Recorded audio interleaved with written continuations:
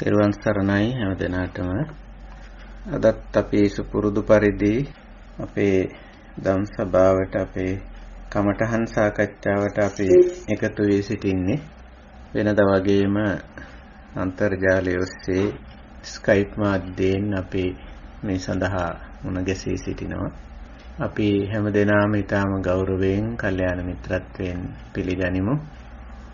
පූජනීය ස්වාමීන් වහන්සේලා මෙහෙණින් වහන්සේලා ඇතුළු කල්යාණ මිත්‍ර හැම දෙනාම අපි අපේ කටයුතු ආරම්භ කරමු. මේ උතුම් ශ්‍රී සද්ධර්මයේ අවබෝධ කරගෙන ලෝක සත්වයා කෙරෙහි අප්‍රමාණ කරුණාවෙන් දේශනා කොට වදාළ තථාගත බුදු පියාණන් වහන්සේ බුද්ධ ගෞරවයෙන් සීකරගෙන নমස්කාර පාඨය තුන් වාරයක් කියලා අපි සම්බුද්ධ වන්දනාවෙන් අපේ කටයුතු ආරම්භ කරමු. නමෝ තස්ස භගවතෝ අරහතෝ සම්මා සම්බුද්දස්ස. නමෝ තස්ස භගවතෝ අරහතෝ සම්මා සම්බුද්දස්ස. නමෝ තස්ස භගවතෝ අරහතෝ සම්මා සම්බුද්දස්ස. සාදු සාදු සාදු. තෙරුවන් සරණයි. අවසරයි පින්වත් කල්යාණ මිත්‍ර හැම දෙනාගෙන්ම අපි අද දවසත් අපේ කමඨහන් සාකච්ඡාව සඳහා විශේෂයෙන් වෙන් කරගත් දිනය. අපි දන්නවා කමඨහන් කියන්නේ කුමක්ද කියලා. අපි ඒ පිළිබඳ අවබෝධයක් තිබෙනවා දැන් හැම දිනාටම. මේ ධර්ම මාර්ගයේ තුල ඉදිරියට යද්දී අපි කල යුත්ත නොකල යුත්ත, ගත යුත්ත හල යුත්ත, භාවිත කල යුත්ත වැඩි යුත්ත පිළිබඳ පැහැදිලි දැක්මක් අපි හැම දිනාටම අවශ්‍යයි.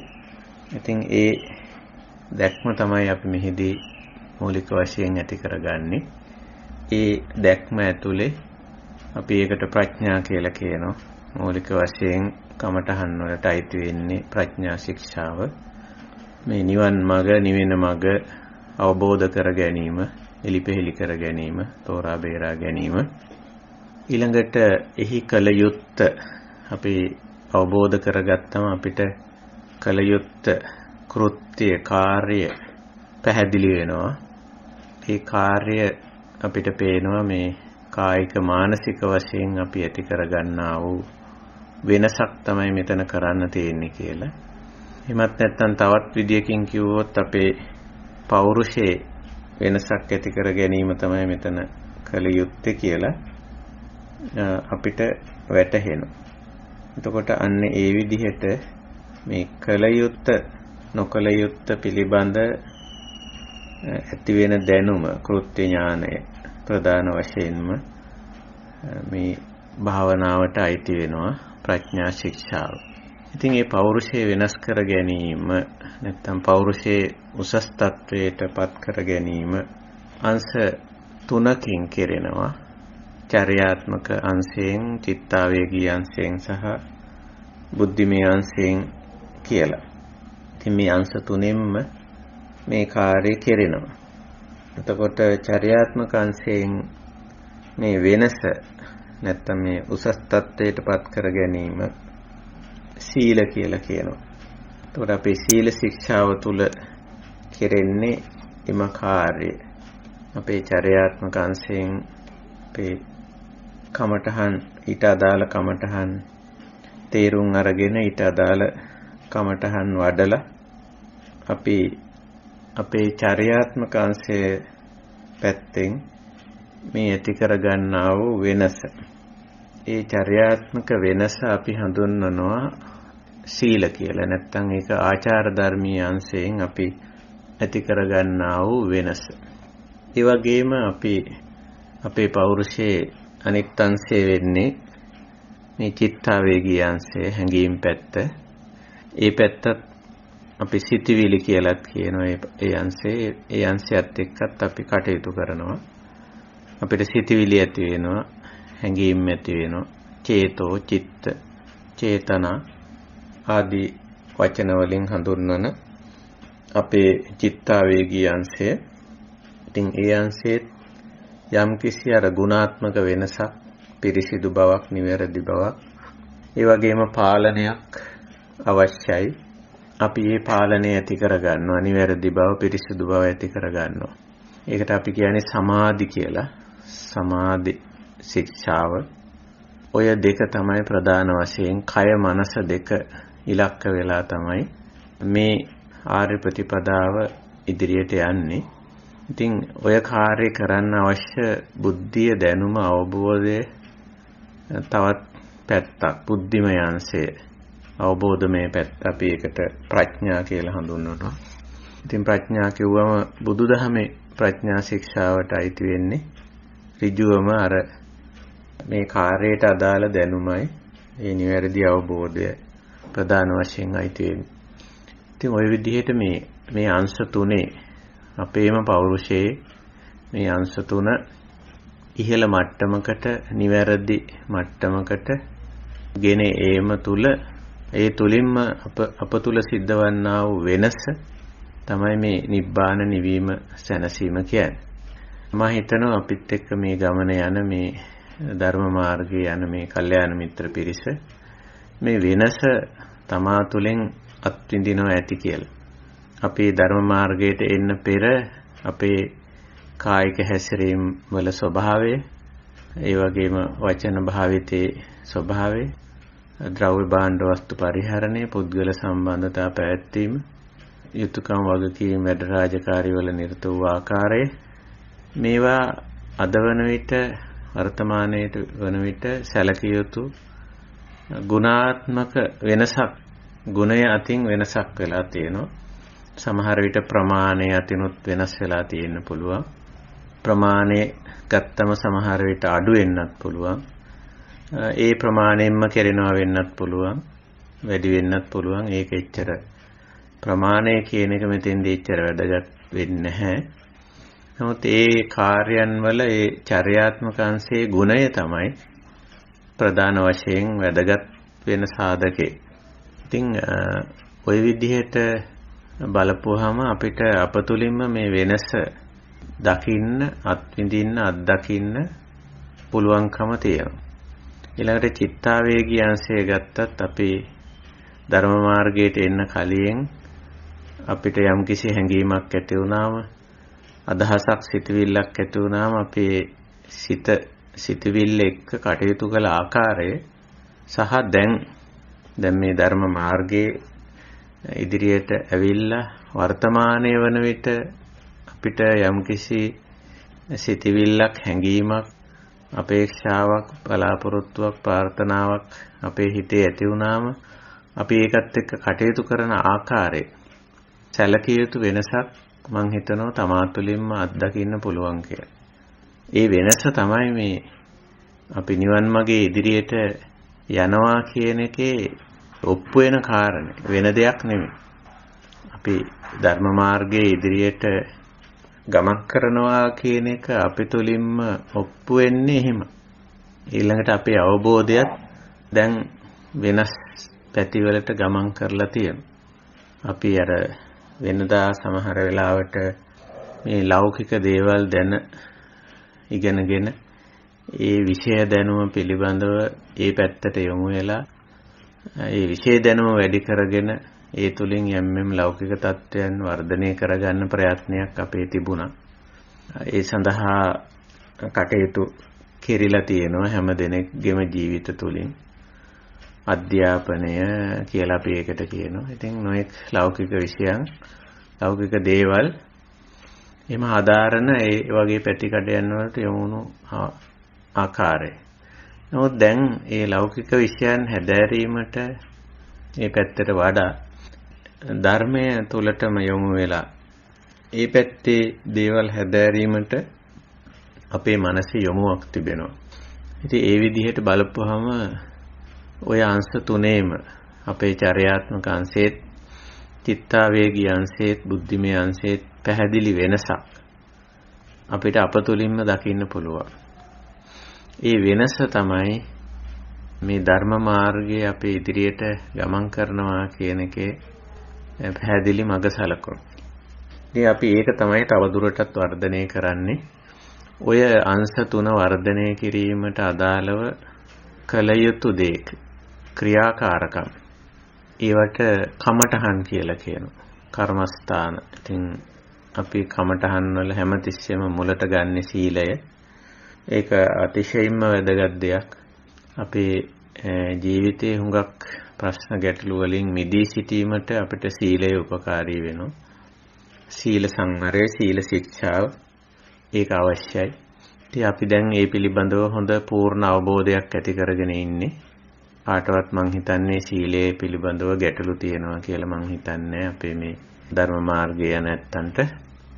මොකද අපි මේ පිළිබඳව පූර්ණ පැහැදිලි කිරීමක් කරලා තිබෙනවා. බුදුරජාණන් වහන්සේගේම දේශනා ඇසුරු කරගෙන මූලික වශයෙන් ආදි බ්‍රහ්මචර්යය, ආභි සමාචාරික වශයෙන් මේ සීල ශික්ෂාවේ කොටස් දෙක අපි පැහැදිලිව බුද්ධ දේශනා ඇසුරෙන් පැහැදිලි කරගෙන තිබෙනවා. ඒ වගේම ඒ කොටස් දෙකට අදාළව සූත්‍ර දේශනා, බුද්ධ දේශනා ඇසුරු කරගෙන, ඒ වගේම විනය පිටකය සම්බන්ධ කරගෙන අපි සීල ශික්ෂාව පැහැදිලි කරගෙන තියෙනවා. මුලටම සැලකිල්ල දක්වලා තියෙන්නේ, අවධාරණය කරලා තියෙන්නේ, දේශනා කරලා තියෙන්නේ අභි සමාචාර පිළිබඳව. ඒක පාලියෙන් ආභි සමාචාරිකා සික්ඛා කියලා දක්වලා තිබෙනවා. මොකද ඒකෙන් අර අපේ පතිරූපදේශය කියන එක ගොඩ නැගෙනවා. මංගල සූත්‍රයේ තියෙනවානේ පතිරූපදේශ වාසෝ කියලා. එතකොට පතිරූපදේශයක් කියලා කියන්නේ අපිම ගොඩනගා ගන්න ජීවන වටපිටාවකටයි. එහෙම නැතු පතිරූපදේශ කියලා තැනක් ලෝකෙ කොහෙවත් විශේෂයෙන් සකස් වෙලා එහෙම නැහැ. නමුත් මිනිස්සු සමහර වෙලාවට හිතනවා විශේෂයෙන් ජීවත් වෙන්න ඉතාම හොඳ වටපිටාවක් සහිත තැන්, එහෙම ප්‍රදේශ එහෙම තියෙනවා කියලා. ඉතින් ඔය ඉස්සර මේ ඔය පරණ කතාවල එහෙම මිනිස්යන්ගේ එහෙම ලියලා තියෙනවා. ඇතැම් ප්‍රදේශ මේ ජීවත් වීමට හොඳම තැන් කියලා. සමහර සාහිත්‍ය කතාවල ඔය උතුරු කුරු දිවයින කියලා එකක් ගැන සඳහන් වෙනවා. ඒ වගේ තැන් ගැන දිව්‍ය ලෝක, බ්‍රහ්ම ලෝක ගැන සඳහන් කරලා තියෙනවා. බුදුරජාණන් වහන්සේ කොහෙවත් කියලා නැහැ පතිරූපදේශයක් කියලා තියෙන්නේ. පතිරූපදේශයක් කියලා කියන්නේ දිව්‍ය ලෝකය හෝ බ්‍රහ්ම ලෝකය ගැන කියලා. එහෙම කියලා නැහැ. පතිරූපදේශය කියන එක අපි ගොඩනගා ගන්න දෙයක්. ඒක උගාක්ම ගොඩනගන්නේ අපි මේ සීලයෙන්. දේශයෙන් ඒකෙදි මේ අபிසමාචාර හරිම වැදගත් වෙනවා. අපි මිනිස්සු හැටියට මිනිස්යන් සාමූහිකව ජීවත් වීමේදී අප විසින්ම ඇති කරගෙන තියෙන සිරිත් විරිත්, ආචාර ධර්ම, නීති රීති, සම්මුති, විවස්ථා, අනපනත් මේවා තමයි අபிසමාචාර කියන්නේ.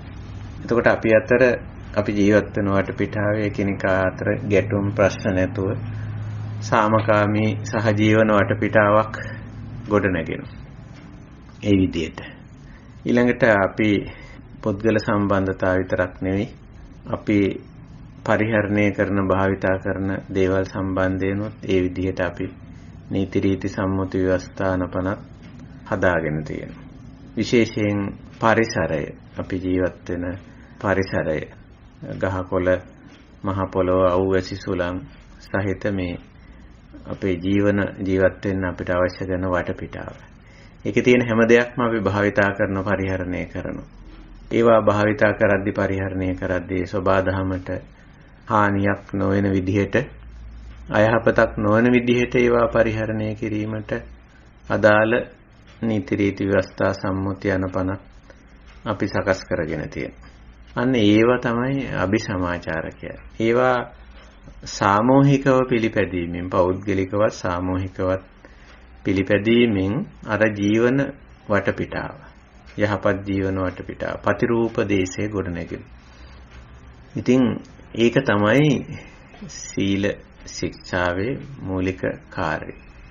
දෙවනුව ආදි බ්‍රහ්මචර්ය ශික්ෂා කියලා තවත් කොටසක් සීලේ දක්වලා තිබෙනවා. ඒ කියන්නේ පුද්ගල පෞරුෂයට කෙලින්ම සම්බන්ධ කරලා ඍජුවම පුද්ගලයාගේ කායික හැසිරීම, වචන භාවිතය, ඒ වගේම සිතුම් පැතුම් රටාවට අදාළව ශික්ෂණ මාර්ගයක් දක්වලා තියෙනවා. ඒ ටික තමයි අපි ඔය කතා කරලා තියෙන සූත්‍ර සාහිත්‍යයේ ඇසුරෙන් ශික්ෂා පද වශයෙන් අපි ශික්ෂා පද 16ක් සොයාගෙන තියෙනවා. විමසාගෙන තියෙනවා. එකතු කරගෙන එක්රැස් කරගෙන තියෙනවා. මුල්ම කොටස අපිට හමු වෙන්නේ ඔය චූල සීල කියලා දක්වලා තියෙන කොටස. ඒක දීඝනිකායේ මුල්ම සූත්‍ර දෙකේ පැහැදිලිවම දක්වලා තියෙනවා. බ්‍රහ්මජාල සූත්‍රයේ සහ සාමාන්‍ය ඵල සූත්‍රයේ. චූල සීලය වශයෙන් හඳුන්වලා තියෙන්නේ අර ආර්ය අෂ්ටාංගික මාර්ගයේ සම්මා වාචා, සම්මා කම්මන්ත, සම්මා ආජීව කියන මාර්ගාංග තුනට ඇතුළත් ශික්ෂාපද 8. සම්මා වාචා යටතේ ශික්ෂාපද 4ක්. මුසා වාචා වේරමණී, පිසුනා වාචා වේරමණී, පරුසා වාචා වේරමණී, සම්පප්පලාප වේරමණී කියලා.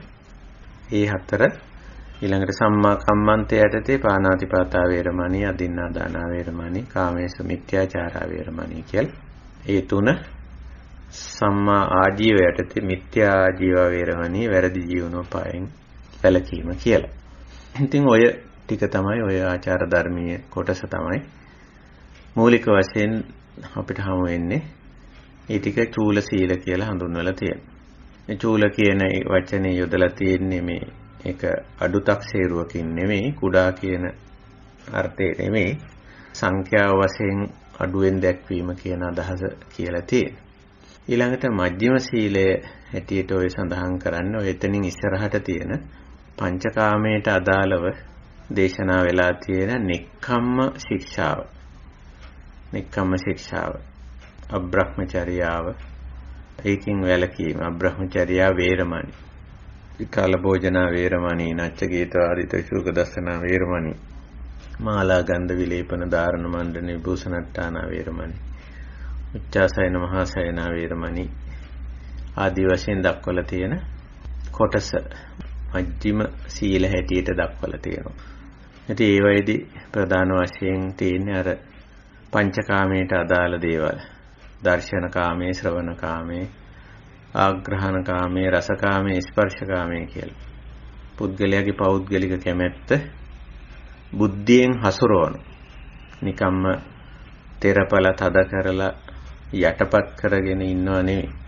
බුද්ධියෙන් අවබෝධයෙන් හසුරවන. ඒ කැමැත්ත කාමය කියන එක ඇති වෙනවා. නමුත් ඒක අවබෝධයෙන් හසුරවා ගන්න. ඒකයි පංචකාමයට අදාළ ශික්ෂාපද 5ක් එතන දක්වලා තියෙන්නේ. ඉතින් එතනින් ඉස්සරහට තියෙන මහා සීල කියන එක ඇත්තටම පුළුල් අර්ථයකින් යන දෙයක්. උගාක්ම ඒවයි තියෙන්නේ අර ජීවිතේ පවත්වාගෙන යද්දී ඔය චූල සීල, මජ්ක්‍ධිම සීල දෙකේ නොකියවුණු යම්තාක් යහපත් දේවල් තිබෙනවද? ඒ යහපත් දේවල් කිරීම. ඒ දෙකේ නොකියවුණු චූල සීලයේ, මජ්ක්‍ධිම සීලයේ සඳහන් නොවුණු යම්තාක් අයහපත් දේවල් තියෙනවද? ඒවයින් වැළකී කටයුතු කිරීම. ඉතින් එතෙන්දී අපි ඒකයි කිව්වේ අර එතනින් ඉස්සරහට නිතරම සීලය යන්නේ ප්‍රඥාවත්, කරුණාවත්, මෛත්‍රියත් දෙකින් කියලා. ප්‍රඥාවෙන් තේරුම් ගන්නවා. මෙන්න මේක කල යුත්තේ, මේක නොකල යුත්තේ. මේක නිවනට බාධාව, මේක නිවනට උපකාරය. මේක සාධකය, මේක බාධකය කියලා හරියටම තේරුම් ගන්න පුළුවන්. මොකද ප්‍රඥාව දියුණු කරගන්න පුද්ගලයාට ක්‍රමයෙන් මේ සාධක බාධක වැටහෙන්න පටන් ගන්නවා. ඒක අලුතෙන් කවුරුවත් එකින් එක කියලා දෙන්න අවශ්‍ය නැහැ. මේ දෙයින් අකුසලයේ වැඩෙනවා, මේ දෙයින් කුසලය ගෙවෙනවා කියලා වැටහෙනවා. ඉතින් කුසලයේ ගෙවෙන, අකුසලයේ වැඩෙන කවර ආකාරයේ කායික, වාචික, මානසික ක්‍රියාවක් වුණත්, කවර ආකාරයේ සම්බන්ධතාවයක් වුණත්, කවර ආකාරයේ ද්‍රව්‍ය භාණ්ඩ වස්තු පරිහරණයක් වුණත්, කවර ආකාරයේ ජීවනෝපායක් වුණත් අපි අතහැරලා දාලා නිවීමට, සැනසීමට සාධක වෙන දේ පමණක් අපි පවත්වාගෙන යනවා. ඉතින් මහා සීලයට අයිති වෙන්නේ ඒ වගේ දේවල්. ඉතින් විවේක තියෙන ඇත්තෝ පුළුවන් ඇත්තෝ මම කියපු මූලාශ්‍ර කියවන්න සීලේ සම්බන්ධයෙන් බ්‍රහ්මජාල සාමාන්‍ය ඵල වගේ සූත්‍ර. ඉතින් ඊට අමතරව නොඑක් තැන්වල ඔය ශික්ෂාපද දේශනා වෙලා තිබෙනවා. ඒවා ඔක්කොම එකතු කරලා තමයි අපි ශික්ෂාපද වශයෙන් 16ක් දක්වලා තියෙන්නේ. අපි සීල ආවර්ජනයේදී අපි මේ ශික්ෂාපද 16 තමයි හැමතිස්සෙම සිහිපත් කරගන්නේ මතක් කරගන්නේ. දැන් අපි මේ ශික්ෂාපද 16 සමාදන් වෙලා රකින්න. ඊට අමතරව අපි හැමතිස්සෙම අර ප්‍රඥාව මෙහෙवला අපි දැන් භාවනාවේදී මූලික කරගෙන තියෙන්නේ සතිපට්ඨාන ක්‍රමයේනේ. හැම විටම කියන්නේ වර්තමාන මොහොතේ සිහිනුවණින් යුක්තයි. අවදිමත් බවකින් සහ සෝදිසිමත් බවකින් යුක්තයි වර්තමාන මොහොතේ. ඉතින් අවදිමත් බවකින් සෝදිසිමත් බවකින් ඉන්න කෙනාට තේරෙනවා මේ මොහොතේ මේක නොකල යුතුයි. මේ මොහොතේ මේක කළ යුතුයි කියලා. ඒක තමයි අර ආචාර ධර්මීය අංශයේ තේරෙනවා. ඒක තව කෙනෙක් විශේෂයෙන් කියලා දෙන්න අවශ්‍ය නැහැ. මුලදී නම් ඒක කියලා දීමේ අවශ්‍යතාවය තියෙනවා. නමුත් ඇත්තටම පසුවට එනකොට මේක වෙන කෙනෙක් කියා දීමේ අවශ්‍යතාවයක් පැන නගින්නේ නැහැ. අර සීලවා කියන මට්ටමට අපි සකස් වෙනවා. ඉතින් ඒකයි තියෙන්නේ. එයා දන්නවා මේක Tamanට හානි කරයි, මේක Tamanට උපකාරී කියලා. ඒ දෙපැත්ත හොඳට දාන්න. ඊළඟට එතන වායාමයක් විරියක් තියෙනෝනේ ආතාපි. ඉතින් අර අහිතකර දෙයින් වළකිනවා. හිතකර දේ තුල පවතිනවා. ඒ උත්සාහයෙන් ඒක කරනවා. මේකට කාගේවත් තල්ලුවක්, කාගේවත් බල කිරීමක්, කාගේවත් යොමු කිරීමක් එහෙම දෙයක් හරහා කෙරෙන දෙයක් නෙමෙයි මේ මට්ටමට එනකොට.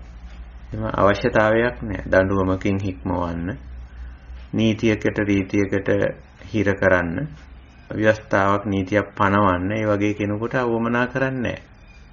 එහෙම නැති මට්ටමේදී තමයි ඔය නීති හදන්න වෙන්නේ. ඊට පස්සේ දඬුවම් කරන්න වෙන්නේ. යම් හිර කිරීම හරහා පුද්ගලයා හික්මවන්න සිද්ධ වෙන්නේ ඊට පහළ මට්ටමේදී. ඒකයි. එතෙන්ට එනකොට පුද්ගලයා තමන්ව හසුරුවා ගන්නේ තමන්ගේ කායික වාචසික මානසික අංශය හසුරුවා ගන්නේ තමන්ගේම බුද්ධියෙන්, තමන්ගේම වීරියෙන්, තමන්ගේම පුහුණුව තුළින් ඒක හසුරුවා ගන්න. ඒකයි ස්වභාවය.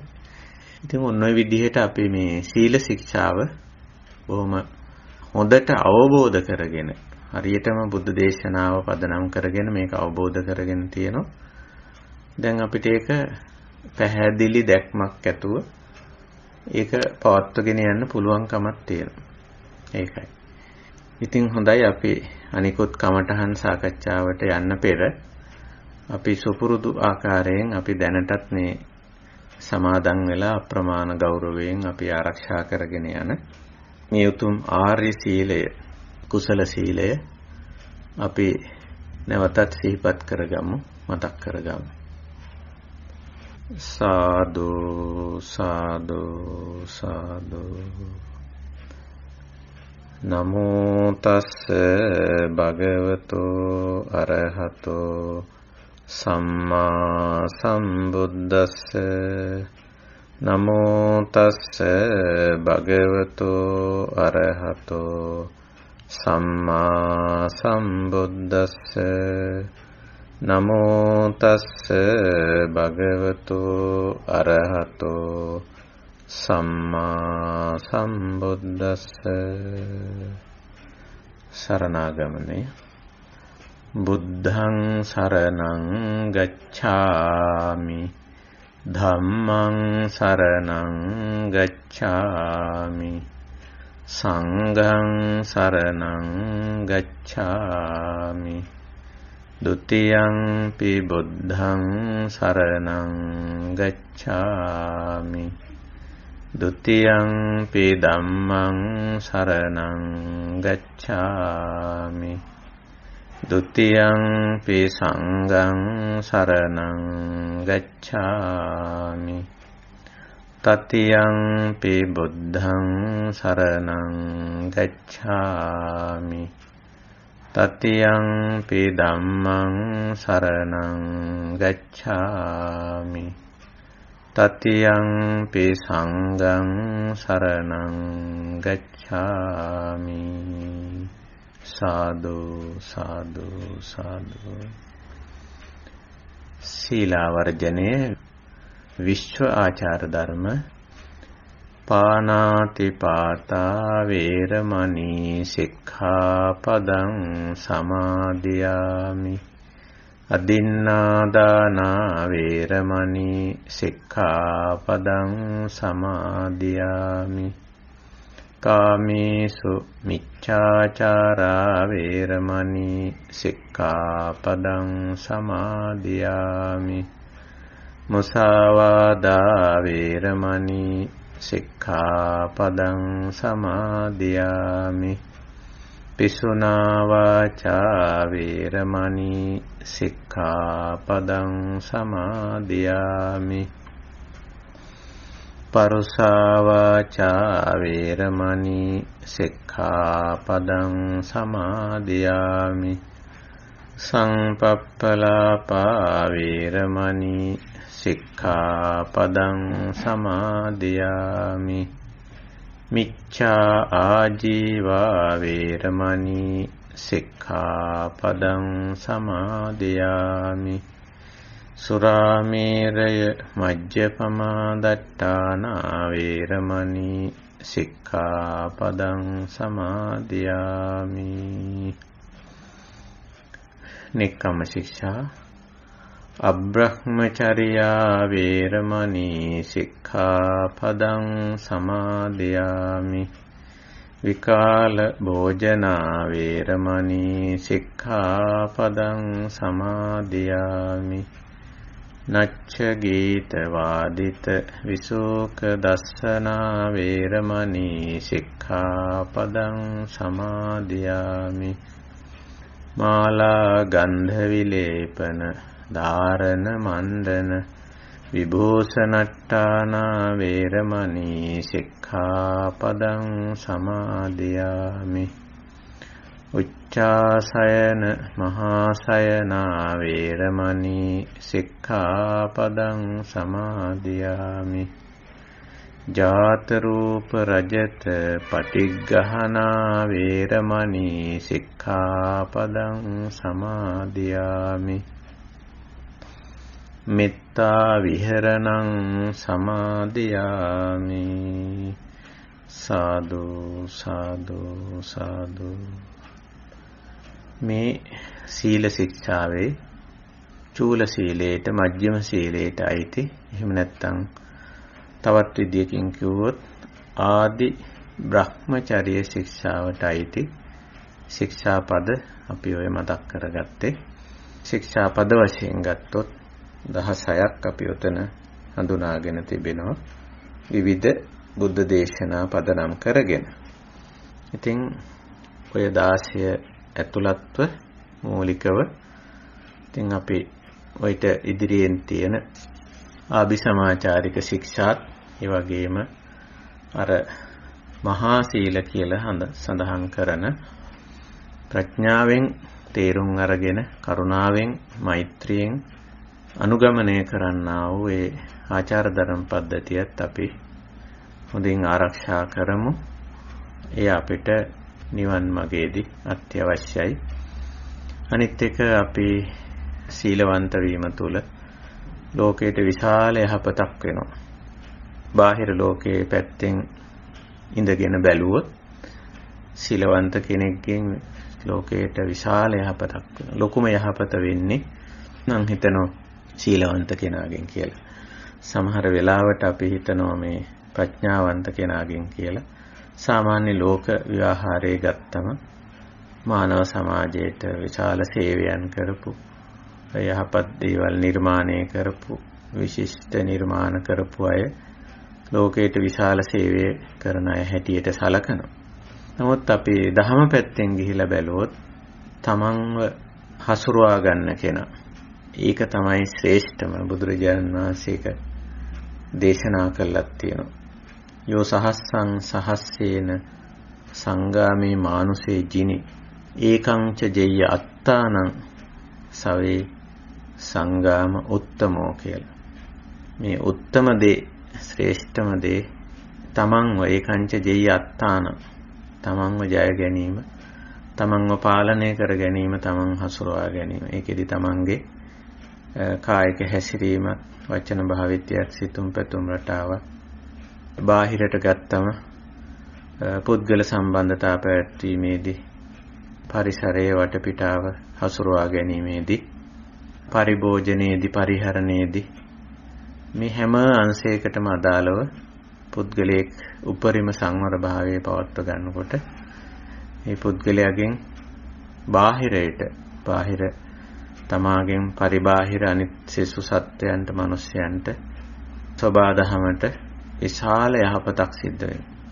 බුදුදහමේ සීලය හඳුන්වා දීලා තියෙන්නේ ඒ අර්ථයෙන්. බුදුදහමේ ආර්ය සීලය, කුසල සීලය කියලායි හඳුන්වන්නේ. මේ සීලය ඒක ඒ අර්ථයෙන් සිද්ධ වෙනවා. ඉතින් මම හිතනවා මේ පිළිබඳව අපි හුඟක් දේ කතා බහ කරලා තියෙනවා. අවබෝධයේ පැත්තෙන් නම් ඉතින් භාවිතයේ පැත්තෙන් තමයි වැදගත් වෙන්නේ සීලය. අපි අනිත් අය කොච්චර සීලවන්තද, අනිත් අය මේවා සිල් රකින්නවද නැද්ද කියන එක අපිට ඒ තරම්ම වැදගත් නැහැ. අපෙන් තමයි මේක පටන් ගන්න. අත්තානං ඒව පඨමං ප්‍රතිරූපේ නිවේසයි. බුදුරජාණන් වහන්සේගේ අවවාදය හිමයි අපිට. ඔබ පළමුව මේ යහපත තුල පිහිටන්න. ඒ යහපත් ප්‍රතිපදාවට අනුව ඔබ ජීවත් වෙන්න. එහෙමයි පටන් ගන්න. මොකද නිවන කියන එක මේ බාහිරින් අපි ගන්න එකක් නෙවෙයි. අනිත් එක්කෙනාගේ හැසිරීම, චර්යා රටාව, අනිත් එක්කෙනා කරන දේ, කියන දේ හරහා නෙමෙයි අපේ නිවන සාධනය වෙන්නේ. අපි නිවීමට, සැනසීමටපත් වෙන්නේ ඒ හරහා නෙමෙයි. එහෙම හිතාගෙන ඉන්නෝ නම් යම් කෙනෙක් ලොකු වැරදීමක් වෙලා තියෙනවා මේ නිවන් මාර්ගයේදී. නෑ, අනිත් එක්කෙනාගේ කායික, වාචික, මානසික හැසිරීම, පරිසරයේ යම් වෙනස් වීම අපිට බලපාන බව ඇත්ත. ඒවා යම්කිසි බලපෑමක් තියෙනවා. ඒක ඇත්ත. නමුත් අපේ මේ ඇතුළත අභ්‍යන්තරික නිවීම, සැනසීම ඒ දේ මත පදනම් වෙන එකක් නෙවෙයි. එහෙම එකක් නෙවෙයි. බොහෝ වෙලාවට ඒ දේ අවබෝධ කර ගැනීම එක පැත්තකින්. බාහිර පුද්ගලයා හෝ බාහිර පරිසර සාධකයේ අපි හොඳට අවබෝධ කරගන්න. අවබෝධ කරගෙන ඒක ඉවසා දරා ගන්නවා. ඒ ගැන උපේක්ෂා වෙනවා. ඒකත් එක්ක පවතින රටාව, ඒකත් එක්ක පවතින රිද්මය අපි හරියටම හඳුනා ගන්නවා. හඳුනාගෙන ඒ රටාවට, ඒ රිද්මයට අනුව පවතිනවා. ඔකට අපි අනිශ්චිතෝ විහෙරති කියලා කියනවා. අනිශ්චිතෝ විහෙරති, අනිශ්චිත විහරණය. මේක තමයි ලෝකයේත් එක්ක අපි පවතින ක්‍රමය. අනිශ්චිත විහරණය. මේක හොඳට අපි මතක තියාගන්න ඕන දෙයක්. බාහිර ලෝකේ අපිට ඕන හැටියට වෙනස් කරන්න පුළුවන් නම් එහෙම ප්‍රතිපදාවක් බුදුරජාණන් වහන්සේගේ ධර්මයේ තියෙන්න ඕන. එහෙම එකක් නෑ කොහෙවත්. අපි අනිත් අයට, මිනිස්සුව සම්බන්ධයෙන් ගත්තොත් ඒ අයට අපි කරුණාවෙන්, මෛත්‍රියෙන් අවවාද අනුශාසනා කරනවා. පුළුවන් වෙලාවක මේ විදියට කරන්න, මෙහෙම කරන්න, මේක තමයි හරි ක්‍රමය, මේක තමයි නිවැරදි ක්‍රමය, යහපත් ක්‍රමය කියලා. ඒකත් කරන්නේ ඒ අය කෙරෙහි කරුණාවෙන්, මෛත්‍රියෙන්. නමුත් ඔවුන්ගේ හොඳ හෝ නරක මත නෙමෙයි අපේ නිවන පවතින්නේ. ඒක මේ බාහිර සාධකයක් මත පවතින දෙයක් නෙමෙයි.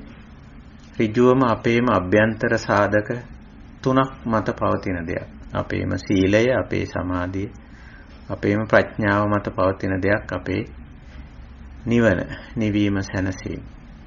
ඒකයි ඉතින් නිතරම තමන් ගැන තමයි සෝදිසිමත්. තමන් ගැන තමයි සුපරික්ෂාකාරී. තමන්ගේ කාර්යයට තමයි වෑයම. ඒකයි ආතාපි සම්පජානෝ සතිමත්. අපේ සතිපට්ඨාන ක්‍රමය එහෙමයි. අපි භාවනාව සතිපට්ඨාන ක්‍රමයෙන් තමයි අපි භාවනාව කරන්නේ. සීලය, සමාධිය, ප්‍රඥාව වඩන්නේ. හොඳයි, අපි ඔය සීල ශික්ෂාව ගැන යමක් කතා බහ කළේ. ඉතින් අපි සමාධි, ප්‍රඥා ශික්ෂා දෙකට අදාළ වෙන කමඨහන් මාලාවක් කතා බහ කරගෙන ඇවිල්ලා තියෙනවා. ඒ සඳහා අපි පාදක දේශනාව මාර්ගෝපදේශනේ හැටියට තියාගත්තේ මහා සතිපට්ඨාන දේශනාව. එය ඒකායනෝ මග්ගෝ සත්තානං විසුද්ධිය. එහෙමයි බුදුරජාණන් වහන්සේ ආරම්භ කළේ. මේ විසුද්ධිය, මේ පිරිසිදු බව, මේ නිවීම, මේ සැනසීම පිණිස තියෙන ඒකායනෝ මග්ගෝ, පහසු කෙටි මඟ. ඒකායනෝ මග්ගෝ. ඉතින් ඒ පහසු කෙටි මඟ අපි තෝරගත්තා. තෝරගෙන අපි මහා සතිපට්ඨාන දේශනාවේ සියලුම කමඨහන් අපේ කතා බහ කළා. ආරම්භ වෙන්නේ ආනාපාන පබ්බේ, අවසන් වෙන්නේ සච්ච පබ්බේ, කායානුපස්සනා, වේදනානුපස්සනා, චිත්තානුපස්සනා, ධම්මානුපස්සනා වශයෙන් ගිහිල්ලා විශාල ප්‍රමාණයක් කුසලතා, විශාල ප්‍රමාණයක්, ඒ කියන්නේ සමස්ත කුසලතාම ආවරණය වෙන විදිහට, නිවනට අදාළ සියලුම කුසලතා ආවරණය වෙන විදිහට මේ බුද්ධ දේශනාව සකස් වෙලා තියෙනවා. මේ දේශනාව වෙලා තියෙනවා. ඉතින් අපි ওই සියලුම කමඨහන් අපි කතා බහ කරා. දැන් අපිට මේ පිළිබඳ පූර්ණ අවබෝධයක් තියෙනවා. එතනින් පස්සේ අපි විශේෂයෙන් සත්‍යපබ්බේ දුක්ඛ නිරෝධ ගාමිනී පටිපදා අරිය සත්‍ය, අන්තිමටම තියෙන දුකින් මිදීමේ ආරි සත්‍ය, ආර්ය අෂ්ටාංගික මාර්ගයේ මජ්ක්‍ධිමා පටිපදාව අපි බොහොම ගැඹුරින් කතා කළා. මැද කියන්නේ මොකක්ද කියන්නේ? මැද කියන්නේ දුක්ඛ නිරෝධය වෙන තැන. ඒක තමන්මයි අල්ල ගන්න ඕන. තමන්ගේ දුක, තමන්ගේ දුකට හේතුව, එයින් මිදීමේ මඟ. ඉතින් මේ මිදීමේ මගේදී දුක ගෙවෙන තැන තමයි මැද කියලා කියන්නේ. ඒකයි. ඉතින් ඒකයි මේ ආර්ය අෂ්ටාංගික මාර්ගයේ සම්මාදිට්ඨියෙන් පටන් ගන්න. සම්මාදිට්ඨිය 아무තු දෙයක් නෙමෙයි. ගැටලුවට හේතුවත්, විසඳුමට මගත් දන්නා බව, දැන ගැනීමේ හැකියාව, වටහා ගැනීමේ හැකියාව, තෝරා බේරා ගැනීමේ හැකියාව සම්මාදිට්ඨිය. දුක්ඛේ ඥානං, දුක්ඛ සමුදය ඥානං, දුක්ඛ නිරෝධේ ඥානං, දුක්ඛ නිරෝධගාමිනියා පටිපදාය ඥානං. මේ හැකියාව අපිට තියෙනවා. නැත්නම් අපිට ওই හැකියාව ඇති වෙනවා. සංසුම් මනසක් ඇති කරගත්තා. අපි දුකක හිටියට, දුකටපත් වුණාට, දුකට බඳුන් වුණාට අපි ඒකෙන් කලබල වෙන්නේ. අපිට හිතා ගන්න පුළුවන් මේකට හේතුව මොකක්ද කියලා. හිතාගෙන ඒකෙන් මිදෙන්න පුළුවන්. ඇත්තටම මිදෙනවා කියවම හුඟක් අය හිතන ඒකේ චින්තනයේ ලොකු වැරද්දක්, දෝෂයක් තියෙනවා. සමහර වෙලාවට අපි හිතනවා වැරදිච්ච දෙයක් නිවැරදි කිරීම කියලා. නිවැරදි කිරීම තුළින් තමයි මේ දුකෙන් මිදෙන්නේ කියලා. නෑ, සමහර වෙලාවට වැරදිච්ච දේ හදන්න බෑ. හදන්න බැරි තරමට වරදිනවා ජීවිතයේ සමහර දේවල්. ආයි ඒක හදන්නම බෑ. එතකොට දැන් මේක හදන්න උත්සාහ කිරීමම අවිද්‍යාව. ඒක හදන්න බැරි දෙයක් බව තේරුම් ගැනීම විද්‍යාව. හදන්න බැරි දේ හදන්න උත්සාහ කිරීම අවිද්‍යාව. හදන්න බැරි දෙයක් බව තේරුම් ගැනීම තමයි විද්‍යාව. ඒක තමයි එතන සම්මාදිට්ඨිය. එතන තමයි දුක හරියට ගෙවෙන තැන. දුක්ඛේ ඥාන. මේක නිවැරදි කරන්න බෑ, හදන්න බෑ, ආයි ගොඩනගන්න බෑ. බිඳුණා, කැඩුණා, පළුදු වුණා, විනාශ වුණා, ගෙවිලා ගියා, අවසන් වුණා. ඒකයි. මේ විදිහට ඒක තේරුම් ගැනීම, ඊළඟට ඒ තේරුම් ගැනීමත් එක්ක ඒකට උපේක්ෂා වෙන්න පුළුවන්කම. ඒකත් එක්ක පවතින අර අනිශ්චිතව ඇලෙන්නේ නැතුව, ගැටෙන්නේ නැතුව, මුලා වෙන්නේ නැතුව ඒකත් එක්ක පවතින්න පුළුවන්කම.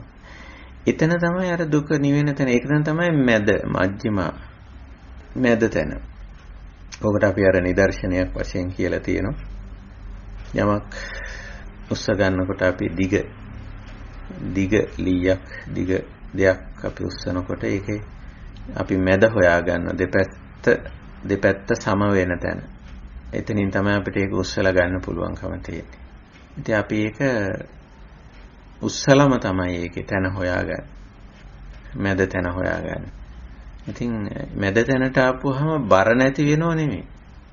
අපි හිතන්නේ දැන් මැද අල්ලගත්තම බර නැති වෙනවා කියලානේ. නෑ බර තියෙනවා එහෙම. ඒකේ බර වෙනසක් නෑ. නමුත් අපිට ඒක හසුරුවා ගන්න පුළුවන් තැන මධ්‍ය ලක්ෂය කියලා කියන්නේ. එතකොට මජ්ක්‍ධිමා පටිපදාවේදී අපි සාමාන්‍යයෙන් විවහාර කරන්නේ දුක නැති වෙනවා කියලා. දුක නැති වෙන්නේ නිවන් දැක්ක කියලා. මේක ටිකක් බරපතල කාරණයක්. දුක නැති වෙනවා කියලා නෑනේ බුදුරජාණන් වහන්සේ දුක්ඛ නිරෝධං අරිය සත්‍යං කියලානේ කියලා තියෙන්නේ. දැන් නිරෝධ කියන එකට නැති වෙනවා කියලා අර්ථකථනය කළා. නිවන් දැක්කම දුක නැති වෙනවා කියලා. නෑ. දුක බැලන්ස් කරන්න පුළුවන් අවබෝධයක්, පුහුණුවක්, ඒ වගේම චිත්ත ශක්තියක් දුක දරා ගන්න, දුක බැලන්ස් කරගන්න, තුලණය කරගන්න, කෙලෙස් හදාගන්න නැතුව ඉන්න, දුක හැමුවේ දුෂ්කරතාවයේ හැමුවේ කෙලෙස් හදාගන්න නැතුව ඉන්න හැකියාවක් ඇති වෙනවා. මම හිතන මේ හැකියාව දැන් හුඟක් ඇත්තන්ට තියෙනවා. මම නිදර්ශන වලින් ටිකක් කියන්නම්. සමහර වෙලාවට අපි දන්නවා දුක ඇති වෙනවා, දුක වැඩි වෙනවා වචන භාවිතයෙන් කියලා. කතා බහෙන් කියලා. අපි එතෙන්දී එතකොට කතා නොකර ඉන්නව නෙවෙයි.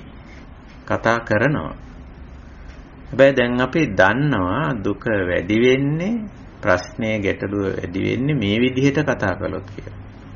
එක්කෝ අපි නිහඬව ඉන්නවා, එහෙම නැත්නම් දුක ඇති නොවන විදිහට කතා කරනවා. අන්න මැද අල්ලගත්තා කියන්නේ. ඒකයි තියෙන්නේ. ඉතින් දුක නැතුවම නෙවෙයි. අපි දුෂ්කරතාවේ හරියට හසුරවා ගන්න. මෙල්ල කරගන්නවා, පාලනය කරගන්නවා, දරා ගන්න පුළුවන්. කොටිම මේ නිරෝධ කියන්නේ දුක්ඛ නිරෝධං අරිය සත්‍ය කියන්නේ මේක දරා ගන්න, මේක හසුරවා ගන්න, මේක මෙල්ල කරගන්න පුළුවන් වේ. එහෙම දෙයක් තියෙනවා. ඉතින් එතකොට පේනවා ඒ සඳහා අපි අප තුලින්ම වර්ධනය කරගත යුතු කුසලතා ටිකක් තියෙනවා කියලා. ඒ කුසලතා තමයි ඔය මජ්ක්‍ධිමා පටිපදාවේදී බුදු පියාණන් වහන්සේ පෙන්වන්නේ සීලය, සමාධිය, ප්‍රඥාව වශයෙන්. එහෙම නැත්නම් අංග වශයෙන් 8ක් හැටියට. මේක තුලණය කරන්න, බැලන්ස් කරන්න, දරා ගන්න පුළුවන් වෙන්නේ කොහොමද කියන අවබෝධය, සම්මා දිට්ඨි. ඊට අදාළ දරා ගැනීමේ හැකියාව, සංකල්පීය පැත්ත, හැඟීම් පැත්ත, සම්මා සංකල්ප. එතන ඉඳලා මේක ක්‍රියාවත් කරනවා. වචනයෙන්, ක්‍රියාවෙන් සහ ජීවනෝපාය තුලින්. මේක තුලණය කරගෙන යනවා. එහෙම තියෙනවා. ඒක තුලණය කරන්න පුළුවන්. දුක ගෙවෙන තැන වචනයෙන් අල්ල ගන්න පුළුවන්. ක්‍රියාවෙන් අල්ල ගන්න පුළුවන්. ජීවනෝපාය ඇතුලේ මේක හොයා ගන්න පුළුවන්. වාචා කම්මන්ත ආජීව සම්මා වෙනවා කියලා කියන්නේ වචන කතා නොකර ඉන්නවත්, වැඩ නොකර ඉන්නවත්, ජීවනෝපාය නොකර ඉන්නවත් නෙවෙයි, කරනවා. හැබැයි මේකේ දුක, දුෂ්කරතාවය හරියටම තුලණය කරගන්න පුළුවන්කම තියෙනවා. ඒකයි තියෙන්නේ. ඉතින් ඒ විදිහට මේක කරගෙන යන්න පුළුවන්. ඒ සඳහා තමයි සති, වායාම, සමාධි කියන මාර්ගාංග දේශනා කරලා තියෙන. ඒකට ලොකු සතිමත් බවක් අවශ්‍යයි. ඒ වගේම වෑයමක් අවශ්‍යයි. වායාමයක්. ඒ වගේම සමාධියක් අවශ්‍යයි. චිත්ත ඒකාග්‍රතාවයක් අවශ්‍ය වෙනවා. ඉතින් ඔය ටික තියාගෙන අපි කරන්නේ මේක හරියට අර ලීයක් කරේ තියාගෙන යනවා වගේ. ලීය කරේ තියෙන බරක් තියෙනවා. හැබැයි දැන් මේක කරතියන් යන්න පුළුවන්. දෙපැත්ත බැලන්ස් වෙලා තියෙන්නේ. ඒකයි. ඕනනම් මේක කරතියන් යන්න පුළුවන්, බිම දාන්නත් පුළුවන්. නමුත් මරණය දක්වා මේක කරතියාගෙන යන්න වෙනවා. මේ දුෂ්කරතා මල් දුක් පොදිය නේ.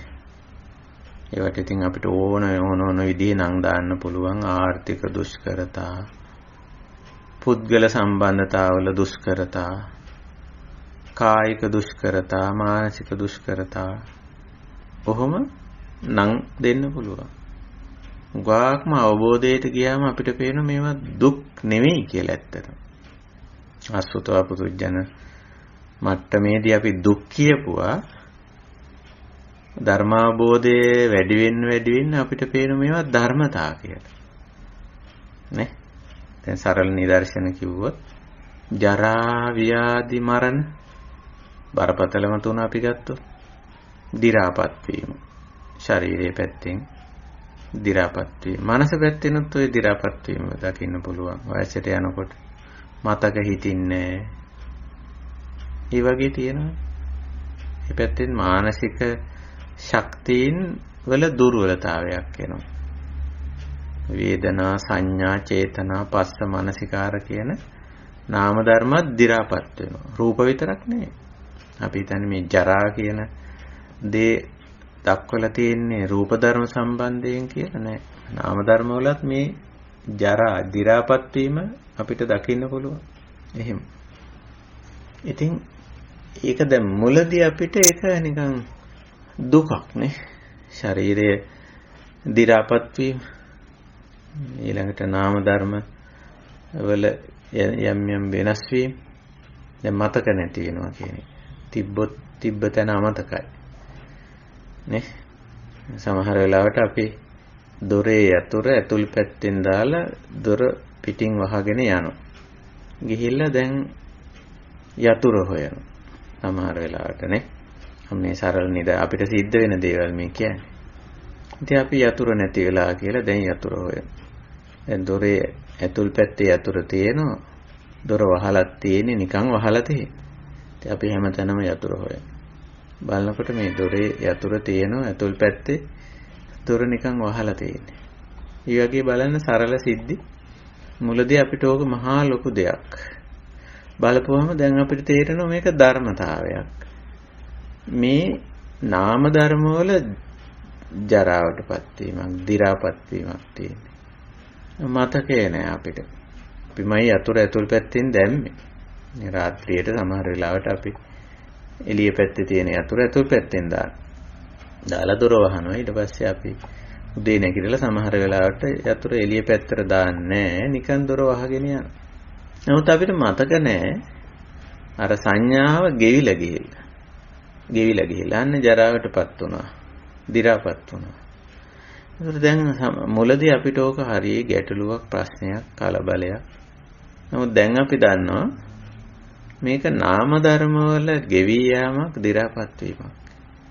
රූප ධර්ම වල ගෙවී යාම දි รา පත් වීම. අපි දැන් ඒක ධර්මතාවයක්. දැන් දුකක් නෙවෙයි. ස්වභාවිකව සමහරට එතන පොඩි දුෂ්කරතාවයක් මතුවෙන්න පුළුවන්. නමුත් ඒක ක්ලේශයක් හදාගන්න තරම් දෙයක් නෙවෙයි. ඒකයි තියෙන්නේ. ව්‍යාධි මුලදී අපිට මේ ලෙඩ වෙනවා කියන එක මහා දුකක්. ඉතින් අපි ඔකට নানা ආකාර විදියට පිටපොට ගහගෙන සූදානම් වීගෙන ලොකු සටනක ඉන්නේ ව්‍යාධිත් එක්ක ලෙඩත් එක්ක. නමුත් දැන් ධර්මයේ තුලින් අපි ඉදිරියට ගියාම අපිට තේරෙනවා මේක ව්‍යාධි ධම්මෝ. මේක ඇත්තටම ධර්මතාවයක්. මොකද හැම භෞතික දෙයක් හැම මනසයි කයයි දෙකම ලෙඩ වෙන්න නියමිතයි. ලෙඩ වෙන්න නියමිතයි. ඒ කියන්නේ ඒක අර ස්මූත් ෆන්ක්ෂන් එක. අර ස්වභාවික සරල පැවැත්ම හිටි ගමන් වෙනස් වෙනවා. ශරීරය බලන්න. අපි මේ ශරීරයේ තියෙන ස්වභාවික සරල පැවැත්මක් තියෙනවා. ඒක හරිම සරලයි. සබදාහමින්නේ සකස් වෙලා තියෙන අපේ ශරීරේ නේ. හේතුම් පටිච්ච සම්භූත කියලා කිව්වේ. මේ බිම්බය මේ පංච උපාදානස්කන්ධය එකට බද්ධ වෙලා එකට ගොනු වෙලා එකට ක්‍රියාත්මක වෙන මේ පහ මේකට බිම්බ කියලා කිව්වා. නයිදං කත්තකතං නයිදං පරකතං හේතුම් පටිච්ච සම්භූතං. දැන් ඕක අවබෝධ වෙනවා ටිකක් ප්‍රඥාවෙන් මුහුකුරා යනකොට ඕක අවබෝධ වෙනවා හේතුම් පටිච්ච සම්භූතං හේතුබංගා නිරුජ්ජති කියලා. ඉතින් ඕකට මොනවා වුණත් එච්චර කලබලයක් නැහැ. ඉතින් ප්‍රතිකාරයක් උපස්ථානයක් කරන්න පුළුවන් නම් අපි කරනවා. නමුත් දැන් මේක ධර්මතාවයක් හැටියට තේරෙනවා. ව්‍යාධි දුක්ඛෝ නෙමෙයි. ව්‍යාධි ධම්මෝ. ව්‍යාධිය නිසා අපි මනසින් පෙලෙන්නේ නැහැ. දැන් මේක තේරිලා තියෙනවා. මරණ ධර්මයේ ඒත් එහෙමයිනේ. මරණය දුක්ඛෝ දුකක් හැටියට අපි. ඉතින් මරණ ධම්මෝ අපිට නොඑක අය ඉතින් වාර්තා කරනවා හවලා මැරුණා මෙයා මැරුණා අපවත් වුණා මෙහෙමයි කියලා. නමුත් අපිට දැන් තේරෙනවා ඒක ධර්මතාවය. මරණේ ධර්මතාවයක් ස්වභාව ධර්මයේම කොටසක්. ස්වභාව ධර්මයේ විසින් නිර්මාණය කරපු මං හිතන්නේ ඊටාම ලස්සනම කොටස මරණය කියලා. ඒ කොටස නොවුනොත් එහෙම මේක පවතින්නත් බෑ. ඊටාම අවලස්ස වෙනවා.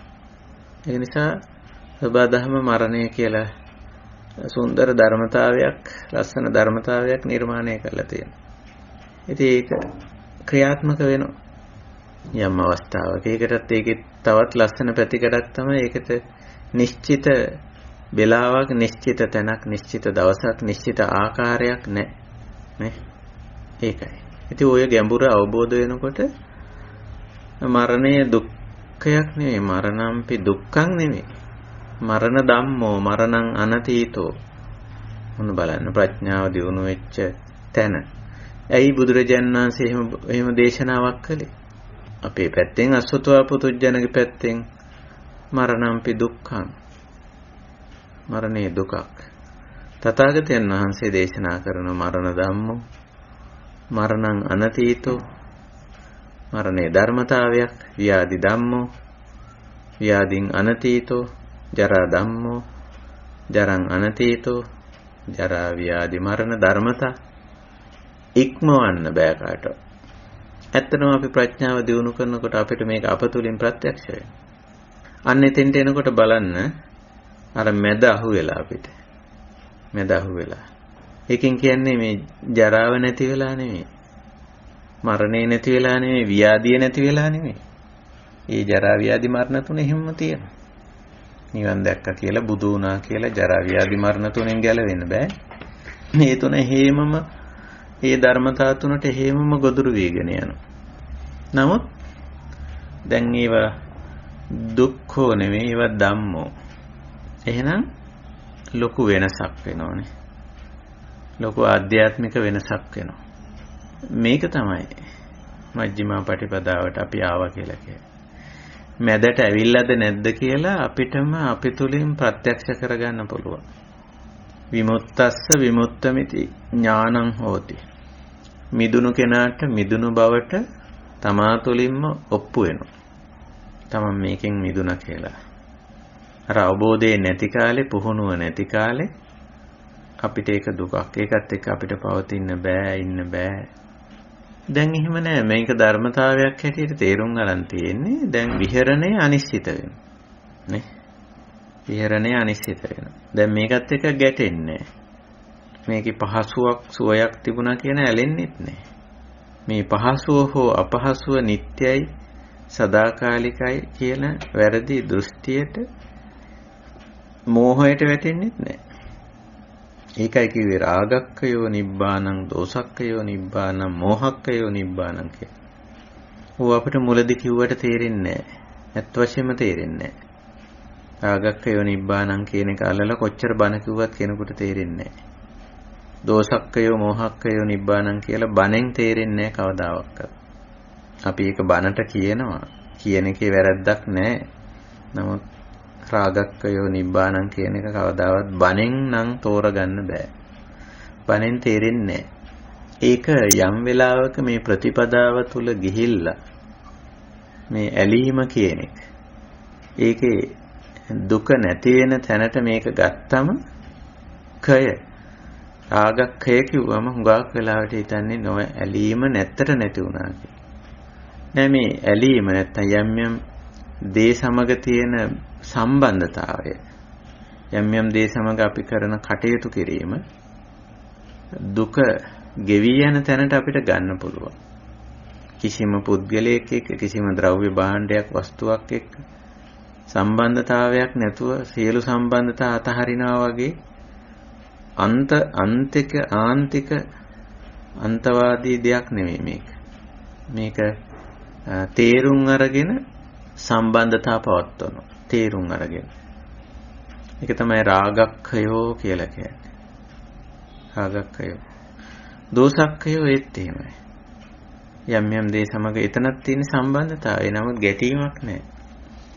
ඒ ගැටීමක් නැතුව පවත්ව ගන්න. ඊළඟට මේවා පිළිබඳව නිත්‍ය සංඥා, සුඛ සංඥා, ආත්ම සංඥා, නිත්‍යයි සුඛයි ආත්මයි කියලා හිතාගන්න මේ ස්වභාවය ගෙවිලා යනවා. මෝහක්ඛයෝ.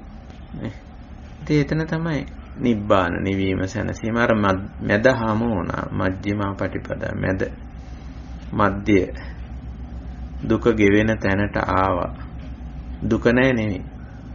දුක තියෙනවා. දුක බැලන්ස් කරගන්න තැනට ආවා. අපි හිතන්නේ මේ නිවන් දැක්කම දුක නැහැ කියලා. ඒක ලොකු වැරදි වැටහීමක්. ඒ නිසා දුක්ඛ නිරෝධං කියලා කියන්නේ දුක නැහැ නෙවෙයි. දුෂ්කරතාවයේ තියෙනවා. දුෂ්කරතාවයේ තියෙනවා. කය තියෙනකන් කායික දුෂ්කරතා තියෙනවා. එන්න වැඩි වෙනවා. එන්න වැඩි වෙනවා. මනස තියෙනකන් මානසික පීඩා තියෙනවා. එන්න වැඩි වෙනවා. අපි හිතුවොත් මානසික පීඩා නැති තැනක්, කායික දුෂ්කරතා නැති තැනක් හිතුවොත්, එහෙම කල්පනා කරොත් ඒක විශාල වැරදි දෘෂ්ටියක්. නෑ මේකෙදි කරන්නේ මේක තුලණය කර ගැනීම. තේරුම් ගැනීම, අවබෝධ කර ගැනීම, දරා ගැනීම, පුහුණුව හරහා මේක තුලණය කරගන්න. ඒකට අවබෝධයකුත් තියෙන්න ඕනේ. ඒක තුලණය කරන ආකාරය පිළිබඳව හොඳ පුහුණුවක් අපිට තියෙන්න ඕනේ. මේ සීලේ පැත්තේ තියෙන්නේ තද බල පුහුණුව. සීල ශික්ෂාව ඇතුලේ. එහෙමයි. ඉතින් ඔය විදිහයි මේ මජ්ක්‍ධිමා පටිපදාව අපි ඔය ආර්ය අෂ්ටාංගික මාර්ගයේ අන්තිම තැන ඔය මජ්ක්‍ධිමා පටිපදාව අපි කතා බහ කරලා එතනනුත් එහාට සම්මා සමාධි මාර්ගාංගය කතා කරලා එතනින් එහා තියෙන අර විද්‍යා තුන තවත් ඉස්සරහට දිග්ගැහෙනවා. මේක නිකන් හකුලුවා දැක්වීමක් වගේ ත්‍රිවිද්‍යාවක්. එතකොට එතනත් විද් ධාතුවෙන් විද්‍යා කියන වචනේ සකස් වෙන්නේ ගැඹුරු අවබෝධය කියන එක. විද්‍යා. ඉතින් අපි මේ ත්‍රිවිද්‍යා කියන ඒ කමටහන් තමයි දැන් සාකච්ඡා කරන්නේ. අපි මේන් දෙකක් කතා කළා. මේ සඳහා අපි කිසියම් ආකාරයක පාදක සූත්‍රයක් අපි ඉදිරිපත් කරගත්තා. ත්‍රිවිද්‍යාව ගැන කතා කරද්දී ඊට අදාළ සූත්‍රයක් අපි ඉදිරියෙන් තියාගත්තා. ඔබට මතක ඇති අපි ඒක තෝරගත්තේ අංගුත්තර නිකායේ තික නිපාතයෙන්. ඔය තුන දහම් කරුණු තුන ඇතුළත් වෙන දේශනා හුඟක් වෙලාවට අන්තර්ගත කරලා තියෙන්නේ පළවෙනි ධර්ම සංගායනාවේදී අංගුත්තර නිකායේ තික නිපාතේට. ඒ තික නිපාතේ දෙවනි පඤ්ඤාසකේ. ඒකේ බ්‍රාහ්මණ වර්ගයේ 8 වෙනි සූත්‍රය සාමාන්‍යයෙන් ඒවට නම් සඳහන් වෙන්නේ නැහැ. සංඛ්‍යාවෙන් තමයි දක්වලා තියෙන්නේ 8 වෙනි සූත්‍රය. එය බුදුරජාණන් වහන්සේ සහ තිකන්න කියන බ්‍රාහ්මණ වංශිකයෙක් හෝ බ්‍රාහ්මණ දහම අදහන කෙනෙක්, විශේෂයෙන් බ්‍රාහ්මණ දහම අදහන කෙනෙක් සමග කෙරුණු කිසියම් සංවාදයක්. ඉතින් බුදුරජාණන් වහන්සේ ඉදිරියේ මේ තිකන්න බ්‍රාහ්මණ සම්ප්‍රදායේ තියෙන විද්‍යා තුනක්, ගැඹුරු අවබෝධයන් තුනක් පිළිබඳව කතා කරනවා. ඒගොල්ලන් ත්‍රිවිද්‍යා කියලා එක හඳුන්වන්නේ. ඉතින් එතකොට ඒක බුදුරජාණන් වහන්සේ අහනෝ ඒ පිළිබඳව තොරතුරු විස්තර අහනෝ. යතා කතම්පන බ්‍රාහ්මනානං තේ විද්‍යං පඤ්ඤා පෙන්තිති කියලා. කොහොමද ඒ ත්‍රිවිද්‍යාව කියලා? ඉතින් ඒගොල්ලන්ගේ ආගම, ඒගොල්ලන්ගේ දර්ශනය, ඒගොල්ලන්ගේ කියවීම අනුව ඒ විද්‍යා තුන යා පැහැදිලි කරනවා. ඊට පස්සේ බුදුරජාණන් වහන්සේ කියනවා ඒක එකක් තමයි. නමුත් අපේ ආර්ය විනේ අරියස්ස විනේ තේ විජ්ජෝ පන අඤ්ඤතා. ආර්ය විනේ ත්‍රිවිද්‍යාව වෙනස් කියලා. අරියස්ස විනේ තේ විජ්ජෝ පන අඤ්ඤතා. මේක වෙනස් කියලා. එතකොට අර බුදුහාමුදුරෝ තිකන්නගෙන් ඇහුවා වගේ තිකන්නත් බුදුහාමුදුරන්ගෙන් අහනවා. යතා කතම්පන භෝගෝතම අරියස්ස විනේ තේ විජ්ජෝ හෝති. සාදු මේ බවං ගෝතමෝ තථා ධම්මං දේශේතු යත ආර්යස්ස විනේතේ විජ්ජෝ හෝති. ඒක කොහොමද? ඔබ වහන්සේලාගේ ආර්ය විනී ත්‍රිවිද්‍යාව කොහොමද? ඒක මම දැනගන්න කැමතියි. මට ඒ කරුණා කළ පැහැදිලි කරන්න. ඉතින් බුදුරජාන් වහන්සේ ඒ කාරණේ එතන ඉඳලා පැහැදිලි කරනවා. ඉතින් මුලින්ම අර ආර්ය විනී සම්මා සමාධිය පැහැදිලි කරනවා. විවිච්ඡේව කාමේහි විච අකුසලේහි ධම්මේහි කියලා.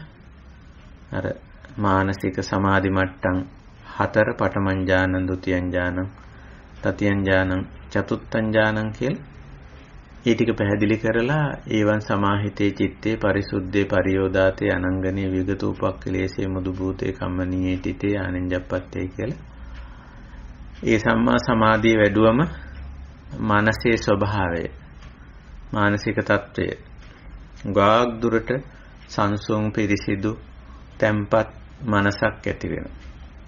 අන්නේ සංසුන් පිරිසිදු තැම්පත් මනස අපි යොදවනවා මෙන්න මේ අංශ 3ට. ආර්ය විනයේදී. මොකද්ද? පළවෙනි එක පුබ්බේ නිවාසානුස්සති කියන මේ ධර්මතාව ඥානාය. ඥානනේ කරගන්න, අවබෝධ කරගන්න.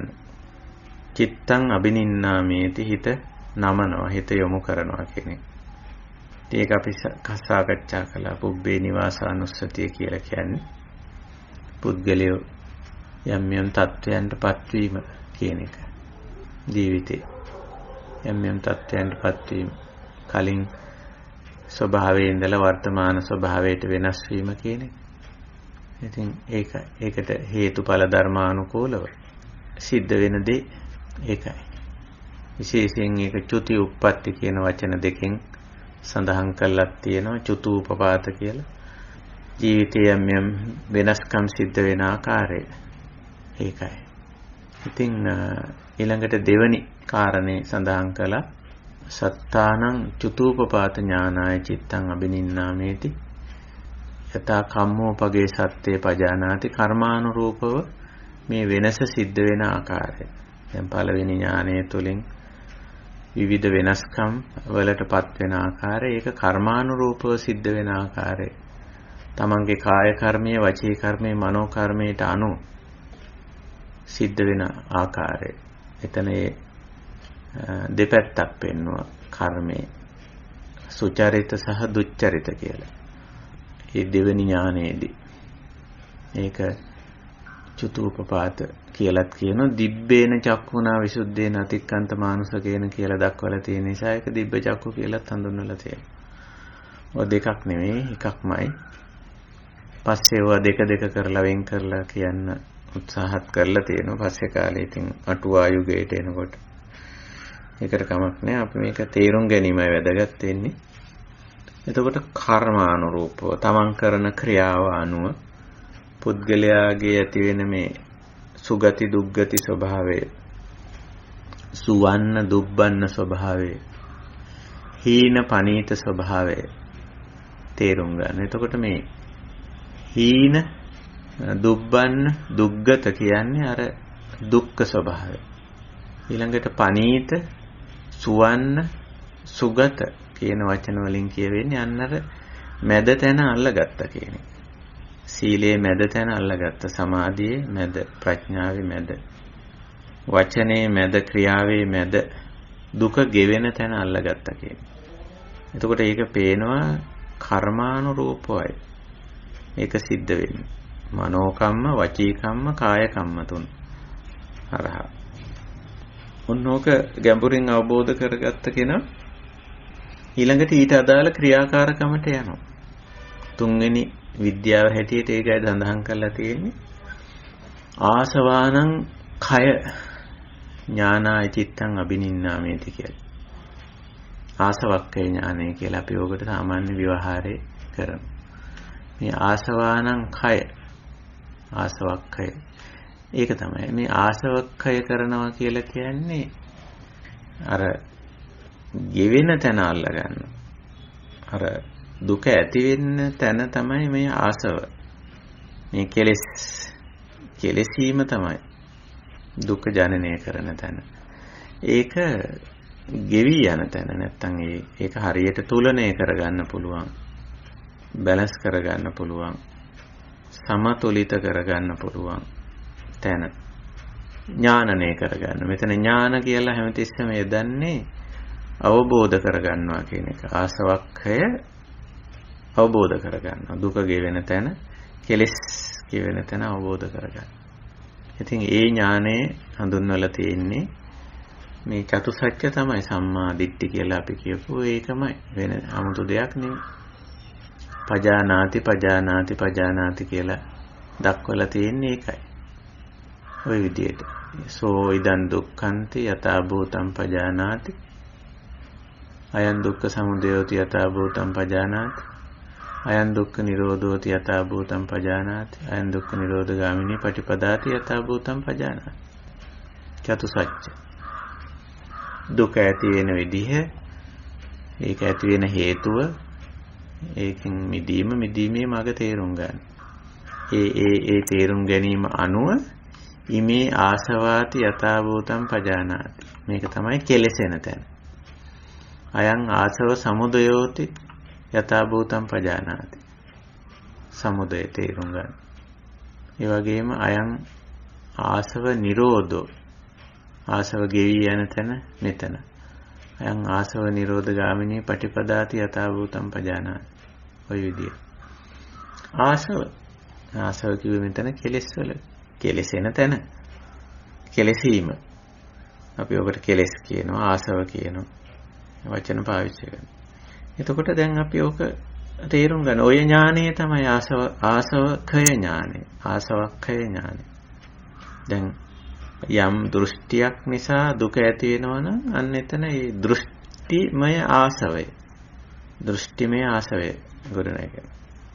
ඒක ගෙවි යන තැන අපි හඳුන ගන්නවා. එහෙනම් සම්මා දිට්ඨිය. සංකල්පයක් ගත්තොත් සංකප්ප පැත්තට ආව යම්කිසි ආසවයක් මේ ගෙවිල යන තැන මොන සංකල්පයද? මොකෝයි විදිහට හිතුවමද කෙලෙසෙන්නේ? ඒක ආසවයක් වෙන්නේ. ඊළඟට වචනයට ආපුවම වචනේ ආසවය මොකද්ද? කොයි විදිහට කතා කරපුවමද ඒක ප්‍රශ්නයක් වෙන්නේ, ගැටලුවක් වෙන්නේ, කෙලෙසීමක් වෙන්නේ. ඉතින් එතන පෙන්නනෝනේ පරුසා වාචා කියන්නේ ආසවයක්. මුසා වාචා කියන්නේ ආසවයක්. පිසුනා වාචා ආසවයක්. සම්පප්පලාප ආසවයක්. ඒක තේරෙනවා. අයං ආසවෝති යථා භූතං පජානාති. මෙතන තමයි කෙලෙසෙන තැන, කෙලෙසුණු තැන, අපිරිසිදු තැන. දුක ජනනය කරන වචනය, දුක ජනනය කරන ක්‍රියාව, අපිරිසිදු ක්‍රියාව ආසවය. පානාතිපාත ආසවය දුකට හේතු වෙනවා. අදින්නා දාන ආසවය. ආදානය ගැනීම ආසවයක් නෙවෙයි. අදින්න ආදානයයි ආසවය. වාචා වචනේ ආසවයක් නෙවෙයි. කතා කිරීම ආසවයක් නෙවෙයි. නමුත් බොරු කීම ආසවයක්. දුකට හේතුවක් නේ. ප්‍රශ්න ගැටලු ඇති වෙන්න හේතුවක්. ඒක අපි අල්ල ගන්නවා. මැද අල්ලලා දීලා තියෙනවා බුදුරජාණන් වහන්සේ. දැන් අපිට තියෙන්නේ ආසව නිරෝධයයි. හැමතැනකම. මිත්‍යා ආජීවයේ ආසවය. කෙලෙසීම. දුක ජනනය කරන ස්වභාවය. ඒකයි. තුන් ඔය විදිහට අයං ආසවෝති යථා භූතං පජානාති. අයං ආසව සමුදයෝති යථා භූතං පජානාති. අයං ආසව නිරෝධෝති යථා භූතං පජානාති. අයං ආසව නිරෝධගාමිනී පටිපදාති යථා භූතං පජානාති. ආසව මෙහිම කළොත් තමයි කෙලෙස් වගුරුවන්නේ, කෙලෙස් වැగిරෙන්නේ. මේ ආසව කියන එකට වැగిරෙනවා කියන වචනේ, පැහැෙනවා කියන වචන දීලා තියෙනවා. පැසි තියෙනවා නේ. වැగిරෙනවා කියන එක. ඉතින් අපි ඕක අල්ල ගන්නවා ඕක දැන. මෙහෙම කතා කරොත්, මෙහෙම ක්‍රියා කරොත්, මෙවැනි ජීවනෝපායක් කරොත්, මෙවැනි දෘෂ්ටියකින්, මෙවැනි සංකල්පයකින් මේ කෙලෙසෙනවා. ඉතින් අපි නොකැලෙසී ඉන්න පුළුවන් ඔතෙන්. ඒකයි. ඉතින් ඔන්න ඔය විදිහට බුදුරජාණන් වහන්සේ එතන ඉඳලා දක්වනවා තස්ස ඒවං ඥානතෝ ඒවං පස්සතෝ. මේ ධහම කියන විශේෂ කුසලතා දෙකක්. ඥානතෝ පස්සතෝ මේ විදියට දැනගත්තම කෙනෙක් මේ විදියට දැකගත්තම දැනගන්නවා කියලා කියන්නේ දැනුමක් වශයෙන් ලබා ගන්නවා කියන එක. ඒක පාලියෙන් ඒකට කියන්නේ ඥානාති කියලා. දැනුමක් ඇති කර ගැනීම දැන ගැනීම ඥානාති. පස්සතෝ දැක ගැනීම කියලා අපි ඔක සිංහලෙන් පරිවර්තනය කරන්නේ. තමා තුලින් තමා දකිනවා මේක තමයි ආසවය. මෙතන තමයි කෙලෙසෙන තැන. මෙහෙම කතා කරපුවාම මෙහෙම ක්‍රියා කරපුවාම මෙහෙම සම්බන්ධතාව පැවැත්වුවාම මේ විදිහට පරිහරණය කරපුවාම මෙතන ක්ලේශයක් ඇති වෙනවා කියලා තමා තුලින්ම නැත්තම් ඒක අත්දැකීමට හසු කරගන්නවා. පච්චත්තයක් කරගන්නවා. ඒවන් ඥානතෝ ඒවන් පස්සතෝ. එහෙම දැක්කම මොකද වෙන්නේ? අර පුද්ගලයා කාමාසවාපි චිත්තං විමුච්ඡති භවාසවාපි චිත්තං විමුච්ඡති අවිජ්ජාසවාපි චිත්තං විමුච්ඡති. අර කෙලෙසෙන අර ආසවයෙන් චිත්තං විමුච්ඡති. හිත මිදෙනවා. ඒ කියන්නේ ඒ විදිහට කතා කරන්න හිතෙන්නේ නැහැ. ඒකයි. ඒ විදිහට කතා කරන්න හිතෙන්නේ නැහැ. චිත්තං විමුච්ඡති කියලා කියන්නේ ඒක. ඒ විදිහට ක්‍රියා කරන්න හිතෙන්නේ නැහැ. ප්‍රාණඝාතය කරන්න හිතෙන්නේ නැහැ. මොකද ප්‍රාණඝාතයෙන් අර ඒක ආසවයක්, ඒක දුකක්, ඒක අනවශ්‍ය ගැටලුවක්, ප්‍රශ්නයක් කියන එක තේරෙන අවබෝධ වෙනවා. එතකොට හිතෙන්නේ නැහැ කියන එකයි මේ චිත්තං විමුච්ඡති කියන්නේ. බොහොම සරල අර්ථයෙන් කියන්නේ ඒකයි. හිතෙන්නේ නැහැ. ඉතින් සමහර වෙලාවට අනිත් අයට පුදුමයි. එහෙම ඔයාට ඇයි එහෙම හිතෙන්නේ නැහැ? මට එහෙම හිතෙන්නේ නැහැ දැන්. ඇයි හිතෙන්නේ නැත්තේ? අනිත් අය එහෙම උනන්දු කරනවා. නමුත් ඇතුලෙන් තේරෙනවා, අභ්‍යන්තරයෙන්ම වැටහිලා තියෙනවා මේක දුකට හේතුවක්. මේක කෙලෙසීමට හේතුවක්. මේක ආශ්‍රයයක් කියලා. ඉතින් චිත්තං විමුච්ඡති. හිත මිදෙනවා. හිතෙන්නේ නැහැ. කරන්න හිතෙන්නේ නැහැ. ඒක කියන්න හිතෙන්නේ නැහැ. එවැනි අකුසල සිතිවිලි කාම විතර්ක දිගින් දිගට හිතන්න යොමු වෙන්නේ නැහැ හිත. චිත්තං විමුච්ඡති. කාමාසවාපි පංචකාමයේ ගැන දිගට හිතන්න හිත යෙදෙන්නේ නැහැ. ඒවා යෙදෙන්න තවදුරටත් ඒවා කරන්න හිත යෙදෙන්නේ නැහැ. භවසවාපි චිත්තං විමුච්ඡති. තවදුරටත් මේවා මේ යම් තත්වයන්ටපත් වෙන්න මේ කාමයේ භුක්ති විඳින තැන් වලට තවදුරටත්පත් වෙන්න හිත යෙදෙන්නේ නැහැ. හිතෙන්නේ නැහැ. චිත්තං විමුච්ඡති. අවිජ්ජාසවාපි චිත්තං විමුච්ඡති. මේ අවිද්‍යාවෙන් හිතන්නේ නැහැ දැන්. අර මෝඩ විදිහට අඥාන විදිහට හිතන්නේ නැහැ. අනිත් අය හිතනවා, අපිට පේනවා අනිත් අය තාම මෝඩ විදිහට හිතනවා. අපි එහෙම හිතන්නේ නැහැ. අපිට එහෙම හිතෙන්නේ නැහැ. ඇයි? ඒකේ දැකලා තියෙනවා. මොකද්ද දැකලා තියෙන්නේ? දුක්ඛං ඉදං දුක්ඛන්ති යථා භූතං පජානාති. ඒක පජානාති හාත්පසින්ම අවබෝධ කරගෙන තියෙනවා. නිකන් ජානාති නෙවෙයි. පජානාති ප්‍රජානනය කරගෙන තියෙනවා. හාත්පසින්ම වටහාගෙන තියෙනවා කියන එකයි ප්‍රජානනය කරගෙන. පජානාති අයං දුක්ඛ සමුදයෝති පජානාති. මෙහෙම කිව්වම මෙහෙම කරපුවාම මෙහෙම හිතුවම තමයි දුක ඇති වෙන්නේ කියන එක තේරුම් අරන් තියෙනවා. ඒක නිසා දැන් එහෙම කරන්න හිතෙන්නේ නැහැ. හිත යෙදෙන්නේ නැහැ. චිත්තං විමුච්ඡති. හිතෙන්නේ නැහැ. හිත මිදිලා තියෙන්නේ ඒක. ඉතින් දැන් ඒවට හිත යෙදෙන්නේ කරන්න හිතෙන්නේ කියන්න හිතෙන්නේ උත්සාහ කරන්නේ නේ වෑයම් කරන්නේ වෑයම මේ පැත්තට නෑ දැන් තියෙන සම්මා වායාම සතියේ යෙදෙන්නේ ආසවේ පැත්තට නෙවෙයි අනාසවේ පැත්තට නිරාසවේ පැත්ත ඒකයි සමාධිය නිතරම හිත පිහිටලා තියන්නේ මේ පැත්තට ඉතින් ওই විදියයි ඉතින් විමුක්ත ස්වභාවය විමුක්තස්මින් විමුක්තമിതി ඥානං හෝති අර මම මුලින් පැහැදිලි කරදී තමන් මිදිලා කියලා තමන්ට ඒක වැටහෙන අවබෝධ වෙනවා. විමුක්තස්ස විමුක්තമിതി ඥානං හෝ චීනා ජාති උසිතම් බ්‍රහ්මචාරියං කතං කරණීයං නාපරං ඉත්තත්තායාති පජානාති. එතනින් එහාට කරන්න දෙයක් නැහැ. අලුතෙන් ඔක්කොම තේරිලා අවබෝධ වෙලා ඔය දැඟලිල්ල පොර බැදිල්ල නතර වෙනවා. ඒකයි. න අපරං ඉත්තත්තං නාපරං ඉත්තත්තායාති පජානාති. කතං කරණීය. ආයි මේ මිදීම ගැලවීම විමුක්තිය සඳහා කළ යුත්තක් තවත් ඉතිරි වෙන්නේ නැහැ. දැන් මේක හරියටම මැද අල්ලගෙන ඒක. ඉතින් ඒකයි පැහැදිලි කරන්නේ අයමස්ස තතියා විජ්ජා අධිගතා හෝති අවිජ්ජා විහතං විජ්ජා uppannā තමෝ විහතෝ ආලෝකෝ uppannෝ යතාතං අපමත්තස්සාතාපිනෝ පහිතත්තස්ස විහෙරතෝ. අපමත්තස්ස අර සිහි ඇති බවනේ. සිහි ඇති බව ආතාපිනෝ වීරිය. පහිතත්තස්ස ඒත් එහෙමයි කැපවීම වීරිය ඇතුව කටයුතු කරන කෙනා ඔන්නොතෙන්ට එනවා. තුන්වෙනි විද්‍යාව කියන්නේ ආසවක්ඛය. අර මැද අල්ල ගන්න තැන. මැද අහු වෙනවා, මැද තේරෙනවා.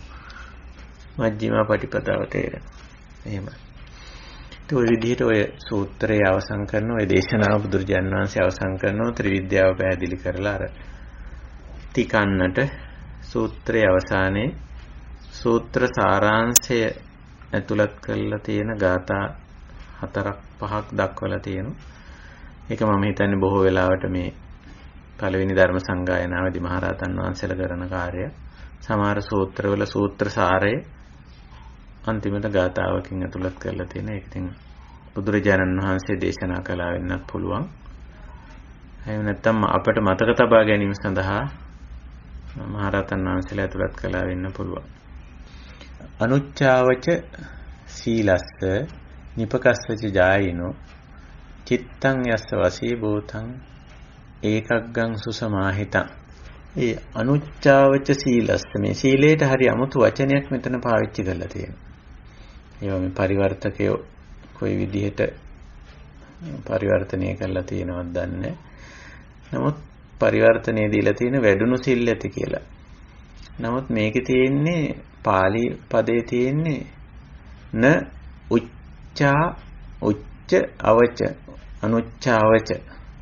සීලය ගැන හරි 아무තු පදයක් ඉදලා තියෙන මේ සූත්‍රයේ. උච්චාවචනේ නෝ. උච්චාවචනේ කියන්නේ අන්ත භජනේ නොකරන කියන එකයි. ඒකේ අදහස. මේ උච්ච අවච සීමාව ඉක්මවා ගියේ නැති, සීමාවෙන් පහළට ගියෙත් නැති. උච්චාවචනේ. උච්චාවචනේ කියන එක සාමාන්‍යයෙන් යෙදෙනෝනේ.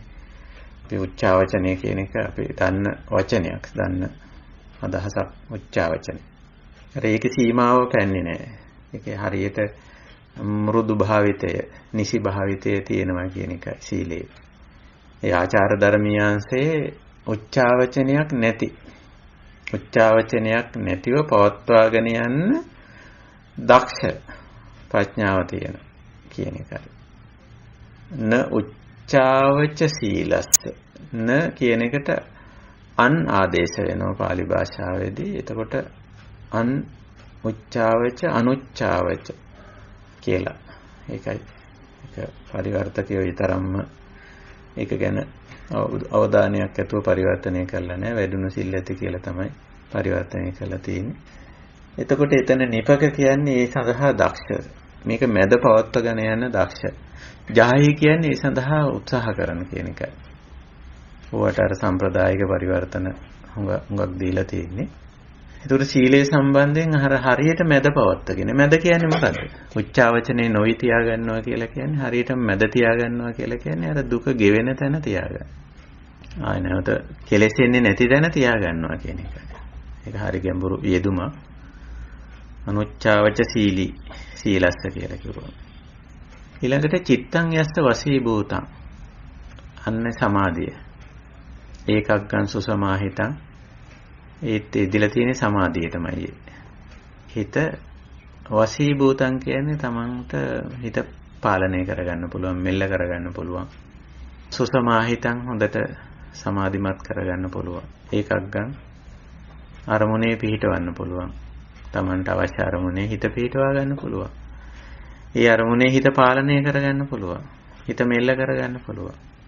චිත්තං යස්ස වසී භූතං ඒකක් ගන්න සුසමාහිතං. තං වේ තමෝනුදං වීරං තේ විජ්ජං මච්චුහායිනං හිතං දේව මනස්සානං ආහු සබ්බප්පහයින. ඒක තමයි ස්වභාවය. තමෝ නුදං කිව්වේ එතන ප්‍රඥාව. තම කියන්නේ සාමාන්‍යයෙන් ඔය අවිද්‍යාවට. සාමාන්‍යයෙන් තමෝ කියන වචනෙන් කියන්නේ අන්ධකාරයට. සාමාන්‍ය ව්‍යවහාරයේ. නමුත් ධර්මයේදී තමෝ කියන්නේ අවිද්‍යාවට. තමෝ නුදං කියන්නේ ප්‍රඥාව. එතකොට දැන් මෙතන සීල සමාධි ප්‍රඥා විඤ්ඤුක්ත බව.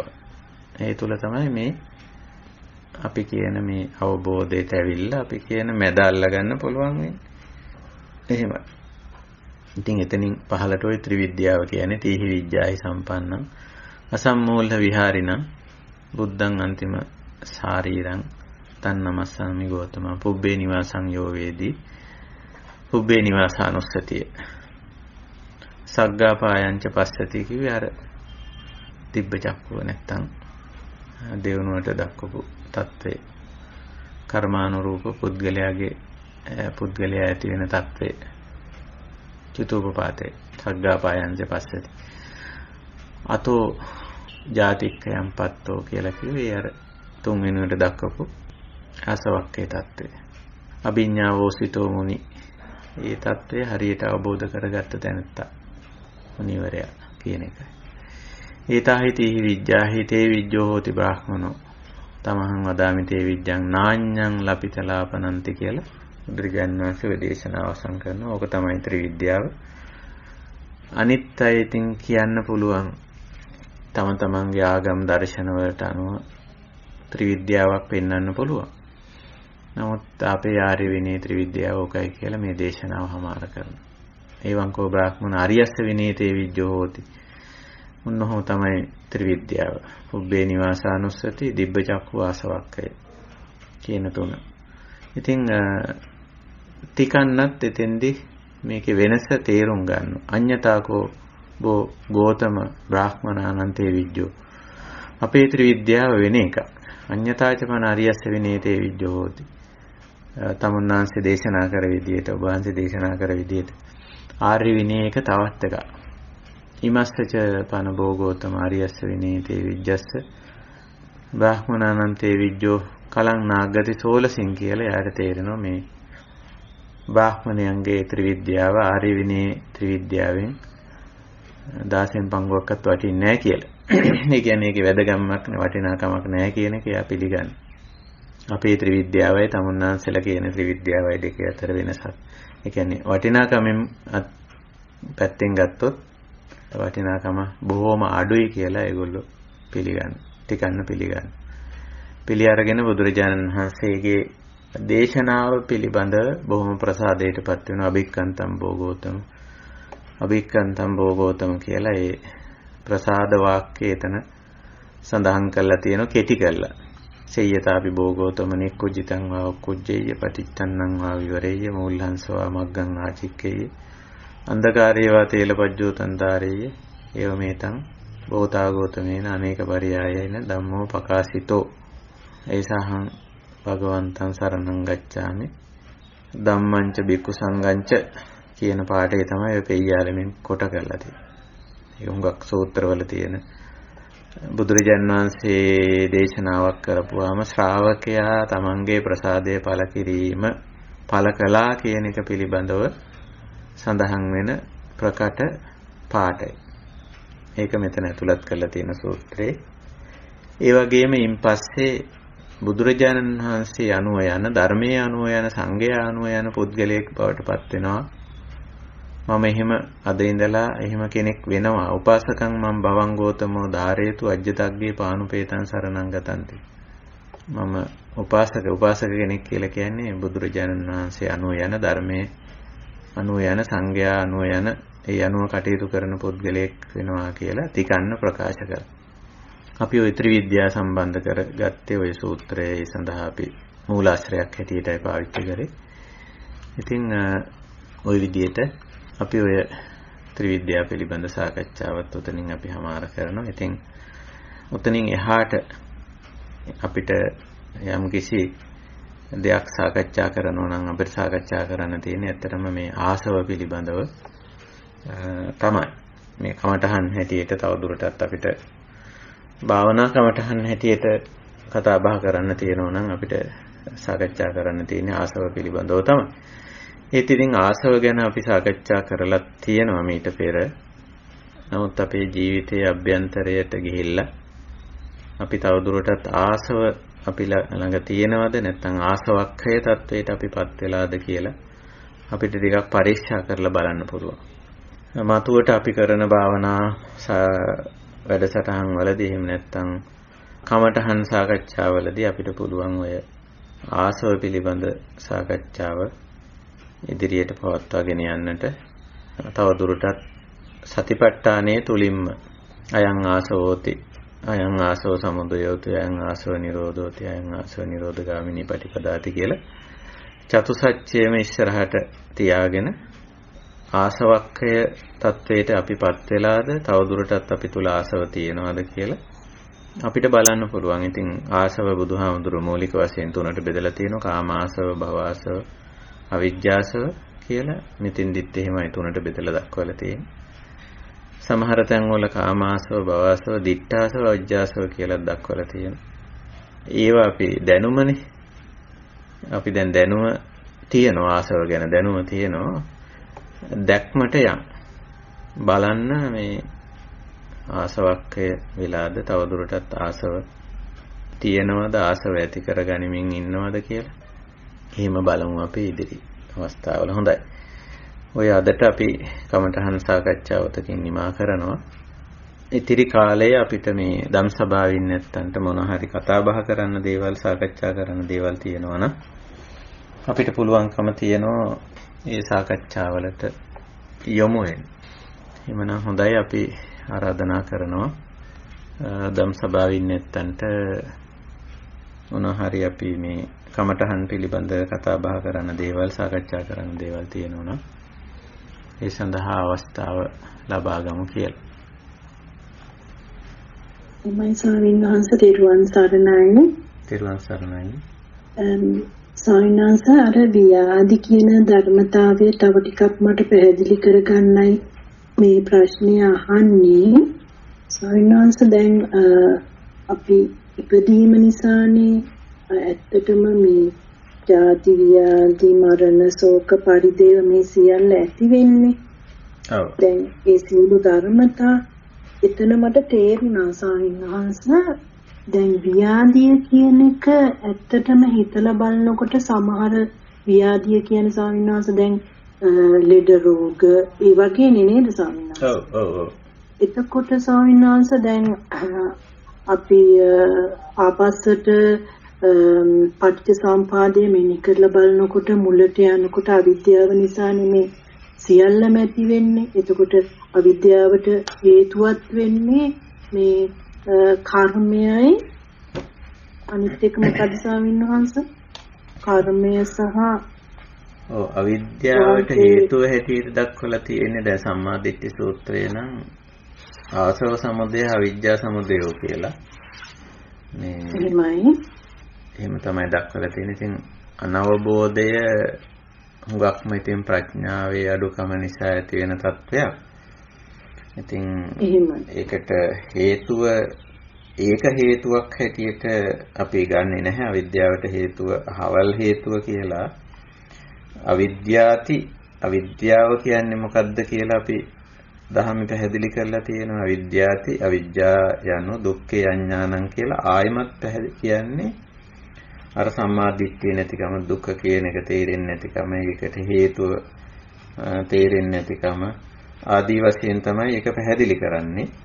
ඒ අනුව අර හරි දැක්ම, ප්‍රඥාව අඩුකම, දුක සහ දුකට හේතුව, මිදීමේ මඟ පිළිබඳ අවබෝධය නැතිකම, චතුස්සත්‍ය අවබෝධයේ නැතිකම අපිට අවිද්‍යාව කියලා එතෙන්ට ඊටාම් පැහැදිලිව ගන්න පුළුවන්. ඔව්, ඊටාම් පැහැදිලි උත්තරයක් අපිට ගන්න පුළුවන් දහමට අනුව. හොඳයි. ස්වාමීනාස ව්‍යාධිය කියන ධර්මතාවය මට තේරුණ විදිහට ස්වාමීනාස දැන් කර්මානුරූපවත් අපිට යම් යම් ලෙඩ රෝග ඇති වෙන්න පුළුවන්. එහෙම නැත්නම් ඍතු විපර්යාස නිසා ලෙඩ රෝග ඇති වෙන්න පුළුවන්. එහෙම නැත්නම් අපේ තේජෝ ධාතුව වෙනස් වීම නිසා යම් යම් ලෙඩ රෝග ඇති වෙන්න පුළුවන්. දැන් වයසට යාම ඒ වගේ තත්ත්වයන් උඩ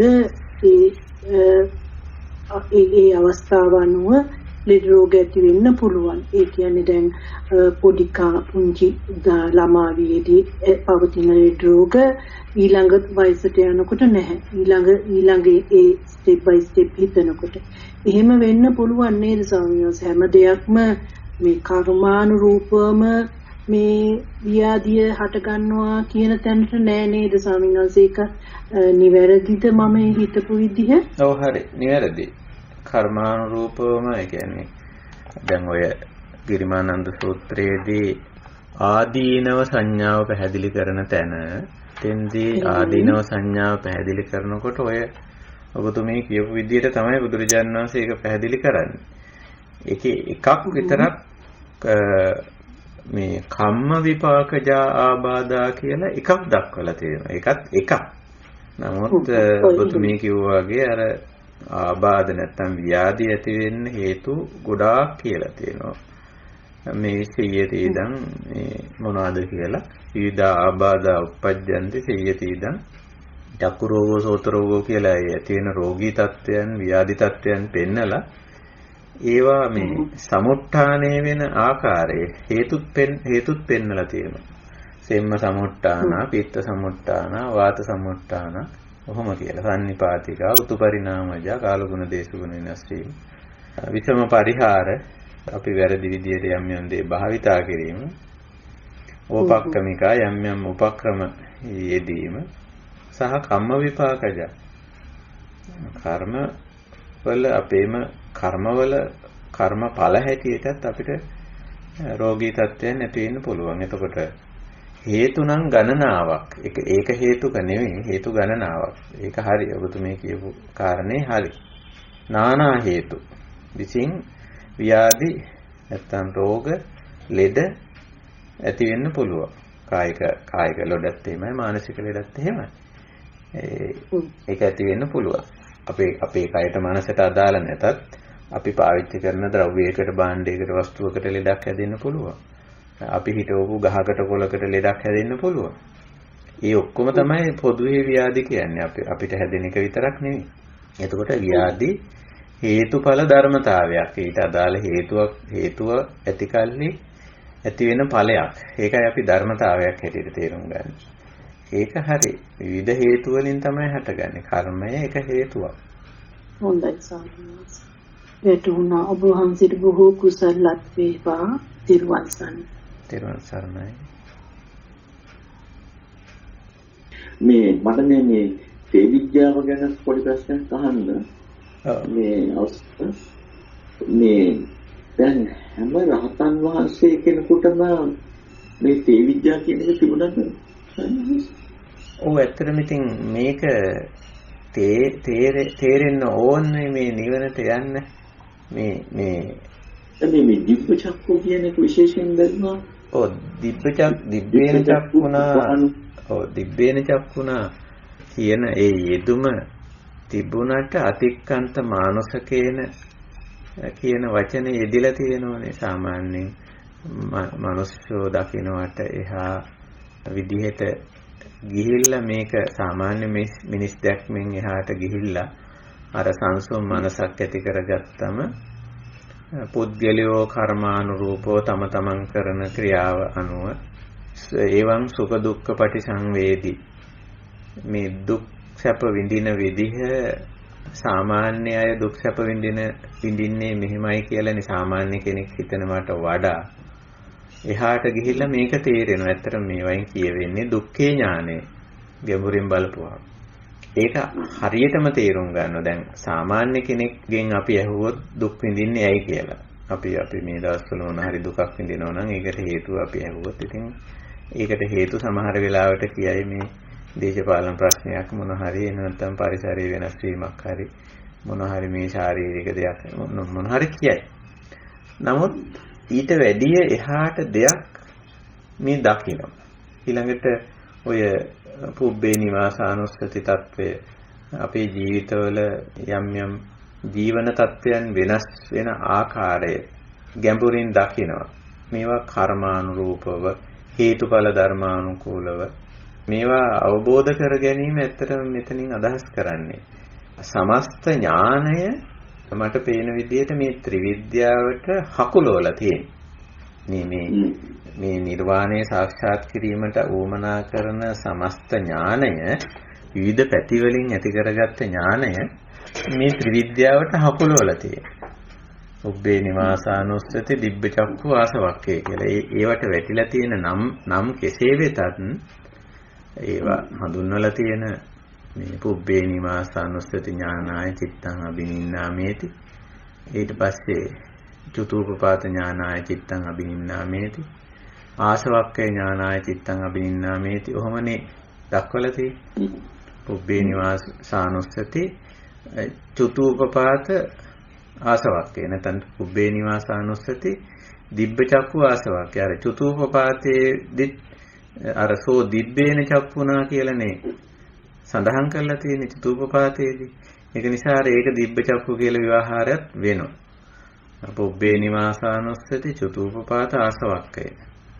එතකොට මේ තුනට අන්තර්ගත වෙලා තියෙන මේවයි විස්තර කරලා තියෙන දේ දැක්කම අපි හොඳට කල්පනා කරලා බැලුවම අර ගැඹුරු අවබෝධය දැන් මේ උදාහරණයක් ඇටියට බලන්න චතුූපපාත ඥානයේ සඳහන් කරනවා මෙහෙම යට හරියට ගිහිල්ලා බැලුවොත් පේනවා ඒ හරිය පෙන්නනවා මෙන්න මේ වගේ කාරණා ටිකක් කියනවා ඒක හරිම වැදගත්. සෝ දිබ්බේන චක්කුණා විසුද්ධේන අතික්කන්ත මානසිකේන සත්‍යේ පස්සති.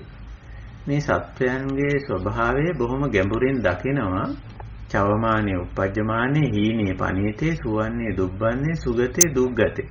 යතා කම්මෝපගේ සත්‍යේ පජානාති. තමන් කරන කර්මානුරූපව මේ දෙපැත්තට වෙනස් වෙන හැටි දකිනවා. ඒක කොහොමද? මේවත බොන්තා සත්තා කාය දුච්චරිතේන සමන්නාගත වචී දුච්චරිතේන මනෝ දුච්චරිතේන ඊළඟට මිච්ඡා දිට්ඨි කම්ම සමාදාන මේ සිද්ධ වෙන මේ දුක පැත්තට වැටෙන හීන දුබ්බන්න දුගත තත්ත්වයට වැටෙන හැටි අනිත් පැත්තට පෙන්නනෝ ඉමේවත බොන්තා සත්තා කාය සුචරිතේන සමන්නාගත වචී සුචරිතේන සමන්නාගත මනෝ සුචරිතේන සමන්නාගත සම්මාදිට්ඨි කම්ම සමාදාන නේ. එතකොට මේකෙන් පේනවා අර සමස්ත මේ දුකට පුද්ගලයා වැටෙන විදිහ දුකෙන් මිදෙන විදිහ ඒකට හේතු වෙන පුද්ගලයාගේ සුචරිතය දුෂ්චරිතය මිත්‍යා දෘෂ්ටි කර්ම සමාදානේ සම්මාදිට්ඨියට ඇවිල්ලා සම්මාදිට්ඨි කර්ම සමාදානය වෙලා මේ දෙපැත්තට යන ආකාරය මේ දෙපැත්තේ පුද්ගලයෝ මේ අංශ දෙකට යොමු වෙලා එක පැත්තක දුක් විඳින හැටි අනිත් පැත්තේ දුකෙන් මිදෙන හැටි මේක ගැඹුරින් අවබෝධ වෙන. ඒකයි මම කිව්වේ මේ ඥාන තුන ගත්තම ඊළඟට දැන් අපි ඒකම මේ ආසවක්ඛේ ඥානෙට ගියාම අර ඥානයේ තුලින් පුද්ගලයාට තේරෙනවා දැන් මේකේ මිදෙන තැන මෙහෙමයි. එතන තියෙන්නේ ඉදන් දුක්ඛන්ති ඉදන් දුක්ඛ සමුදයෝති ආදී වශයෙන්. එතකොට අර සමස්තය ගැටලුවට හේතුවයි ගැටලුවේ මිදීමේ මගයි. ඕකනේ අපේ ඥානය පූර්ණ වශයෙන් ගත්තම මම හිතන්නේ ඒක මේ තුනට හකුලවලා පෙන්නනවා කියලා මේ ත්‍රිවිද්‍යාව ඇතුලේ. මේ සමහර විට අර මෙහෙම කියන්න ඇත්තේ අර මේක සාකච්ඡා කර පුද්ගලයාත් ඒගොල්ලන්ගේ සමස්ත ඥානයේ කොටස් තුනකින් ඉදිරිපත් කළානේ. අපේ ඥානය මෙන්න මෙහෙමයි ත්‍රිවිද්‍යාවක් තියෙන්නේ. සමස්ත ඥාන පද්ධතිය අපේ මේ කොටස් තුනකින් අපි මෙහෙම ඉදිරිපත් කරනවා කියලා. එතකොට බුදුරජාණන් වහන්සේත් ඒ සංඛ්‍යාවාචී කාරණේ පදනම් කරගෙන අපේ සමස්ත දුකට හේතුවක් දුකින් මිදීමේ මඟ. පුද්ගලෝ මේ කොහොමද දුකටපත් වෙන්නේ? කොහොමද සැපයට වැටෙන්නේ?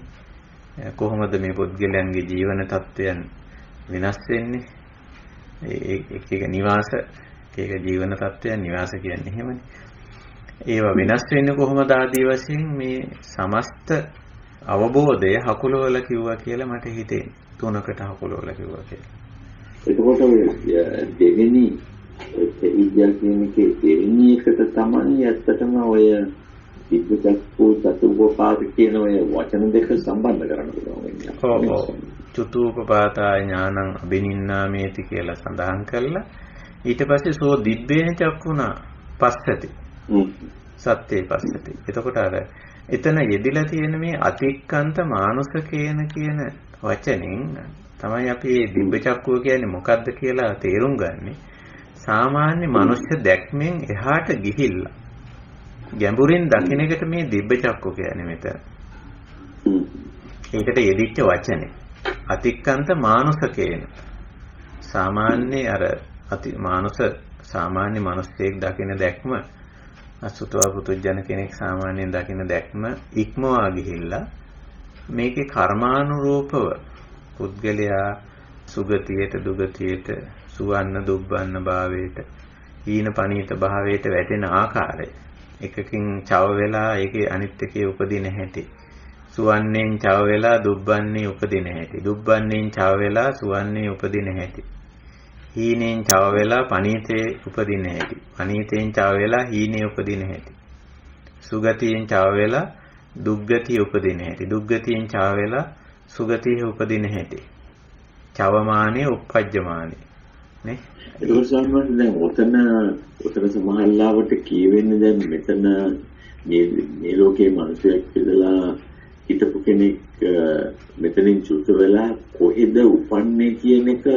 කියන්න පුළුවන්කමම නෙවෙයි වෙන්න පුළුවන්. නමුත් මේක මේ ජීවිතේ සිද්ධ වෙන්නේ මෙන්න මේ ආකාරයට කියලා තියෙන දැනීම. ඔව්.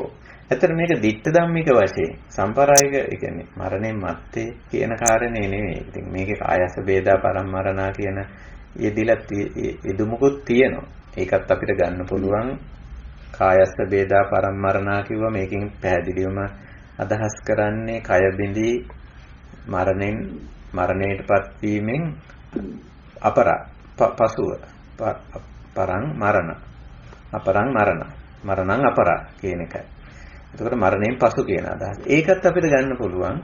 ඒකටත් වැඩිය අපිට මේ ධර්ම මාර්ගයේ ඒ වගේ මේ සුගති දුග්ගති සුවන්න දුබ්බන්න මේ හීනපනීත తত্ত্বය අපිට මේ ජීවිතයේදීම දැකගත යුතුයි. එහෙම දැක්කොත් තමයි කෙනෙකුට මේක නිවන සාක්ෂාත් කරන්න ඒක උපකාරී වෙන්නේ. අර ආසවක්කයට යන්න උනන්දු කරන්නේ අපි ඒක මේ ජීවිතයේදීම දැක්කොත් තමයි. එහෙම නැතුව මේක මරණයෙන් පස්සේ තත්වයක් හැටියට සලකා ගත්තොත් අපි මේකට ආසවක්කයේ තුන්වෙනි විද්‍යාවට යන්න උනන්දුවක් ඉන්නේ නැහැ. මොකද හේතුව ඒක මරණයෙන් පස්සේ සිද්ධ වෙන දෙයක් නේ. අපේ විශේෂපතෙන් එහා. නමුත් බුදුරජාණන් වහන්සේ මේ ජීවිතයේදීම ditta ධම්මික වශයෙන් මේක පෙන්වන්නේ පුද්ගලයා සුගති දුගති වෙන හැටි, හීන පනීත වෙන හැටි, සුවන්න දුබ්බන්න වෙන හැටි. මේ කියන්නේ ඇත්තටම තමන්ගේ ක්‍රියාවෙන්, චර්යාවෙන්, චින්තනයෙන් ඇති වෙන වෙනස්කම් මේ පෙන්වන්නේ. දැන් සුගති දුග්ගති, සුවන්න දුබ්බන්න, හීන පනීත කියන වචනේ මෙතන යොදලා තියෙන්නේ. එතකොට ඒකෙන් පෙන්වන්නේ පුද්ගලයාගේ අර වෙනස. ඒක දැක ගන්න පුළුවන් නම් මේ ජීවිතේදීම ඒ වෙනස පුද්ගලයාට කරගන්නත් පුළුවන්. ඒකයි. දැන් සම්මාසය සමහර බොහෝ අවස්ථාවල තියෙනවා මේ කෙනෙක් ඒ කියන්නේ ජීවිතක්ෂරපත් වුණාට පස්සේ ඒ පුද්ගලයාගේ ගතිය මොකද්ද කියලා බුදුහාමුදුරුවෝ විමසපු අවස්ථාවල් ගොඩක් තියෙනවානේ නේ. ඔව්. එහෙම කියන්න පුළුවන්කමක් තියෙනවා කියන එක වෙන්න ඕනේ නෑ මේක නේද? ඔව් ඒක කියලා තියෙන්නේ බුදුරජාණන් වහන්සේ ditta ධම්මික தත්ත්වයේ අනුවනේ සම්ප්‍රායික தත්ත්වය කියලා තියෙන්නේ. දැන් එහෙම කියලා තියෙනවා. එහෙම කියද්දි හොඳට බැලුවොත් බුද්ධ දේශනාව අපි නිරීක්ෂණය කරලා බැලුවොත් කායස්ස වේදා පරම්මරණා දුගති අපි කියමු දුගතියට යනවා කියලා ඒ පුද්ගලයා මේ අපායන් විනිපාතං නිරයන් ඔහොම කියන වචනේ එදිලා තියෙනෝනේ දහම බුද්ධ දේශනාවෙත් ඒක එදිලා තියෙනෝනේ. එතකොට ඒ தത്വයටපත් වෙන්නේ දැන් මේ ජීවිතයේදී කාය දුච්චරිත, වචී දුච්චරිත, මනෝ දුච්චරිත. දැන් ඒ කායස බේදා පරම්මරණා කියන එකට කලින් බුදුරජාණන් වහන්සේ උඟාක් තැන්වල පෙන්නලා තියෙන්නේ. මේ ජීවිතයේ කාය දුස්චරිත, වචී දුස්චරිත, මනෝ දුස්චරිතය හරහා මේ ජීවිතයේදීම ඔහු දුක් විඳින්නේ, දෝෂාරෝපණයට ලක්වන්නේ, දණ්ඩණයට, හිංසනයට, ඝාතනයට ලක්වන්නේ බවටපත් වෙනවා. ඒ වගේම නිවන් මඟ ඇහිරෙනවා මේ ජීවිතයේදී. ඒ ටික කියලා තමයි බුදුරජාණන් වහන්සේ කායස්ස බේදා පරම්මරණ නිරයන් විනිපාතං දුග්ගතින් උප්පජ්ජන්ති කියලා සඳහන් කරලා තියෙනවා. එතකොට ඒකත් එහෙමයි. ඊට කලින් ප්‍රතිඵලය මේ ජීවිතයේදී අර ප්‍රතිඵලය තමයි වැඩිපුර අවධාරණය කරන්න පෙන්නන්නේ. මොකද හේතුව මේ ජීවිතයේදී තමයි අපිට මේක වෙනස් කරගන්න තියෙන්නේ. වෙනස් කරගන්න අවස්ථාව තියෙන්නේ. ඊළඟට සුගතියත් ඒ විදිහටමයි පෙන්වන්නේ. කාය සුචරිතේන සමන්නාගතා, වචී සුචරිතේන සමන්නාගතා, මනෝ සුචරිතේන සමන්නාගතා. දිත්තේව ධම්මේ මේ ජීවිතේදීම සුගතින් සග්ගං ලෝකං උප්පන්නා කියන එක මේ ජීවිතේදීම පුද්ගල සුගතියටපත් වෙනවා. යහපතටපත් වෙනවා. නිදුක් බවටපත් වෙනවා. ඊට පස්සේ කායස්ස වේදා පරම්මරණ ඒකෙදිත් කියනවා සුගතින් සග්ගං ලෝකං උප්පන්නා කියලා. ඒ අනුව කර්මානුරූපව මරණයෙන් පසුවත් අර මේ කාය කර්ම, වචී කර්ම, මනෝ කර්ම සුචරිත නිසා එහි ප්‍රතිඵලයක් හැටියට ඒක ලැබෙනවා කියලා. ඒක නිසා වැඩිපුරම අවධාරණය කරලා තියෙන්නේ කායස්ස බේදා පරම්මරණා කියන කාරණේ නෙවෙයි, දිත්තේව ධම්මේ. ඔව් මේ ජීවිතය තුලයි. ඒක මොකද මේ ජීවිතය තුලයි ඒක නිවැරදි කරගන්න පුළුවන්කම තියෙන්නේ. නිවනට සැනසීමට යන්න මඟ හදාගන්න පුළුවන්කම තියෙන්නේ මේ ජීවිතය තුල. ඒක කායස්ස බේදා පරම්මරණා නෙවෙයි. ඒකෝට සම්මාසය දැන් මේ ආර්ය ප්‍රතිපදාවේ යන උත්සාහ කරන අන්දාමක් වශයෙන් අපිට මේ පිට ධම්ම කියන එක තමයි වැඩිපුර මේ අවධානය යොමු කරන්න වෙන්නේ. ඔව් වැඩිපුර කියන්නේ 100%ක්ම දිට්ඨ ධම්මයට තමයි. ඒ දිට්ඨ ධම්මයේ නිවැරදි වීමේ ප්‍රතිඵලයක් හැටියට තමයි කායස්ස බේදා පරම්මරණා තත්ත්වයේ තීන්දුව වෙන්නේ.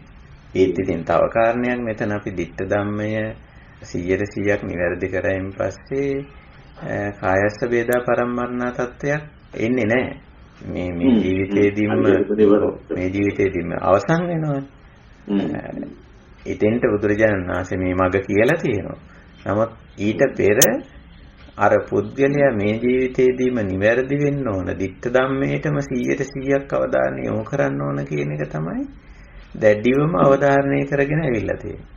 හැබැයි දිට්ඨ ධම්මයේ අනුව තමයි සම්ප්‍රායික தত্ত্বය නැත්තම් කායස්ස බේදා පරම්මරණා එතන සුගතින් සග්ගං ලෝකන්ද එහෙම නැත්තම් අපායන් විනිපාතන් නිරයන් වෙනවද කියන එක තීන්දුව වෙන්නේ දිට්ඨ ධම්මය අනුව. එහෙනම් දිට්ඨ ධම්මයමයි නිවැරදි කරන්නේ. දිට්ඨ ධම්මයේ පූර්ණ නිවැරදි භාවය තුල තමයි අර සම්ප්‍රායක් නැති වෙන්නේ. ඒ කියන්නේ එතනින් ඉස්සරහට උප්පත්තියක් ගැන සඳහනක් නැති වෙන්නේ. දැන් ඔය භව නිරෝධය පිළිබඳව සමහර අයගේ ලොකු මතවාද තියෙනවා. එහෙම දෙයක් ගැනත් දැන් නූතනෙත් එක අය පිළිබඳව වාද විවාද කරනවා. ඒක නිසා ඒක පැත්තකින් තියන්න පුළුවන් අපිට හරි ලේසියෙන් දිට්ඨ ධම්මයට 100%ක් අවධානය ගත්තොත්. ඒකයි මම හිතන්නේ බුදුහාමුදුරු දිට්ඨ ධම්මයටමයි 100%ක් අවධානය යොමු කරලා තියෙන්නේ. පේන විදිහට. හැබැයි අපි බොහෝ විට මේ නිවන කියන එක සම්ප්‍රායික දෙයක් විදිහට තමයි කල්පනා කරන්න පුරුදු වෙලා තියෙන්නේ. ඔව් ඒක ලොකු වැරදීමක්. ඒක මම හිතන්නේ ධර්මයේ එහෙම එකක් නැහැ. ඒක අර මේ ධර්මයේ විග්‍රහ කරපු අයගේ ධර්ම මාර්ගය පැහැදිලි කරපු අයගේ අතින් වෙච්ච වැරද්දක්. ඔව්. ඒක මේ ධර්මයේ එහෙම අපේ ධර්මයේ එහෙම එකක් නැහැ. ධර්ම හරියට පැහැදිලිව තියෙනවා. දිට්ඨ ධම්මික දේමනේ දැන් මේ ආර්ය අෂ්ටාංගික මාර්ගය ගත්තොත් ත්‍රි ශික්ෂාව ගත්තොත් මේවා වඩන්න ඕන ditta ධම්මික වශයෙන් මේ ජීවිතයේදී අපි සීල සමාධි ප්‍රඥා ගුණ වැඩි යුත්තේ. ඒක මේ පරලෝක ගිහිල්ලා පරලෝකදී සීල සමාදාන සීල සමාධි ප්‍රඥා වඩලා ඇති කරගන්න එකක් හැටියට නෙමෙයිනේ කියලා තියෙන්නේ. පැහැදිලිවම. ඉතින් අර දේශනා කරද්දී නැත්නම් ධර්මයේ පැහැදිලි කරපු අයගේ යම් අඩුපාඩුකම් නිසා ඒවා සමාජගත වෙලා තියෙන්න පුළුවන්. එහෙම කියන්න පුරුදු වෙලා තියෙනවා. විවාහාරේ තියෙනවා. ඒ විදිහට ගිහිල්ලා මේක. තෙරුවන් සරණයි.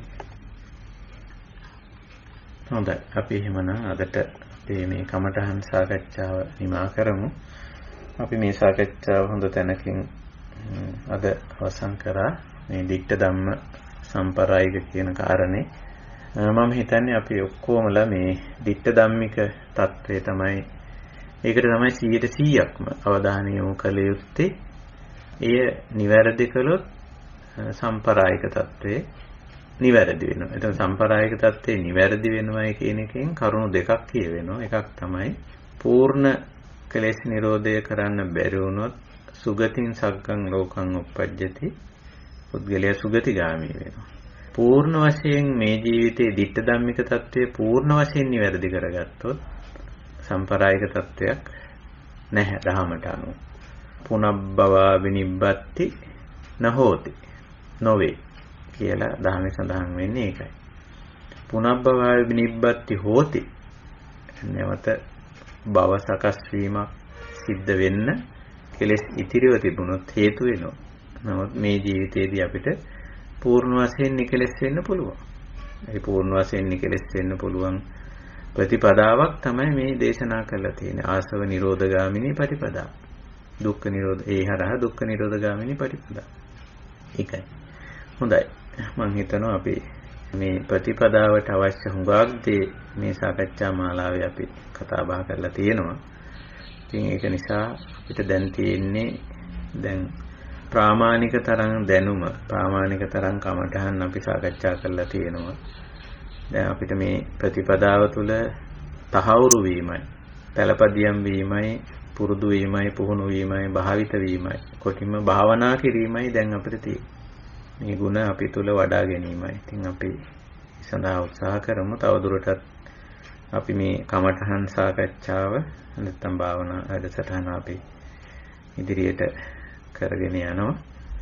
ඉදිරි අවස්ථාවලත් ඉතින් ඊළඟ හමුව අපි අර කලින් කතා කළා වගේ අපි බලාපොරොත්තු වෙනවා මේ ප්‍රතිපදාවට අදාළ ප්‍රශ්න ගැටලු මොනවා හරි තියෙනවා නම් ඒවා ඉදිරිපත් කරන්න. අපිට ලිඛිතවත් දන්වන්න පුළුවන්. මේ නිවෙන මගට ලියන්නත් පුළුවන්. ඊමේල් වලට හෝ WhatsApp වලට ලියන්නත් පුළුවන්. එහෙම නැත්නම් සාකච්ඡා වෙලාවේ වාචිකව ඉදිරිපත් කරන්නත් පුළුවන්. මේ ඉදිරිපත් කරලා ඊළඟ හමුව ඊළඟට අපි මුණ ගැහෙන්න බලාපොරොත්තු වෙන්නේ අද බදාදා බොහෝ විට සඳුදා. සිකුරාදා අපිට මුණ ගැහෙන්න බොහෝ විට නොහැකි වේවි.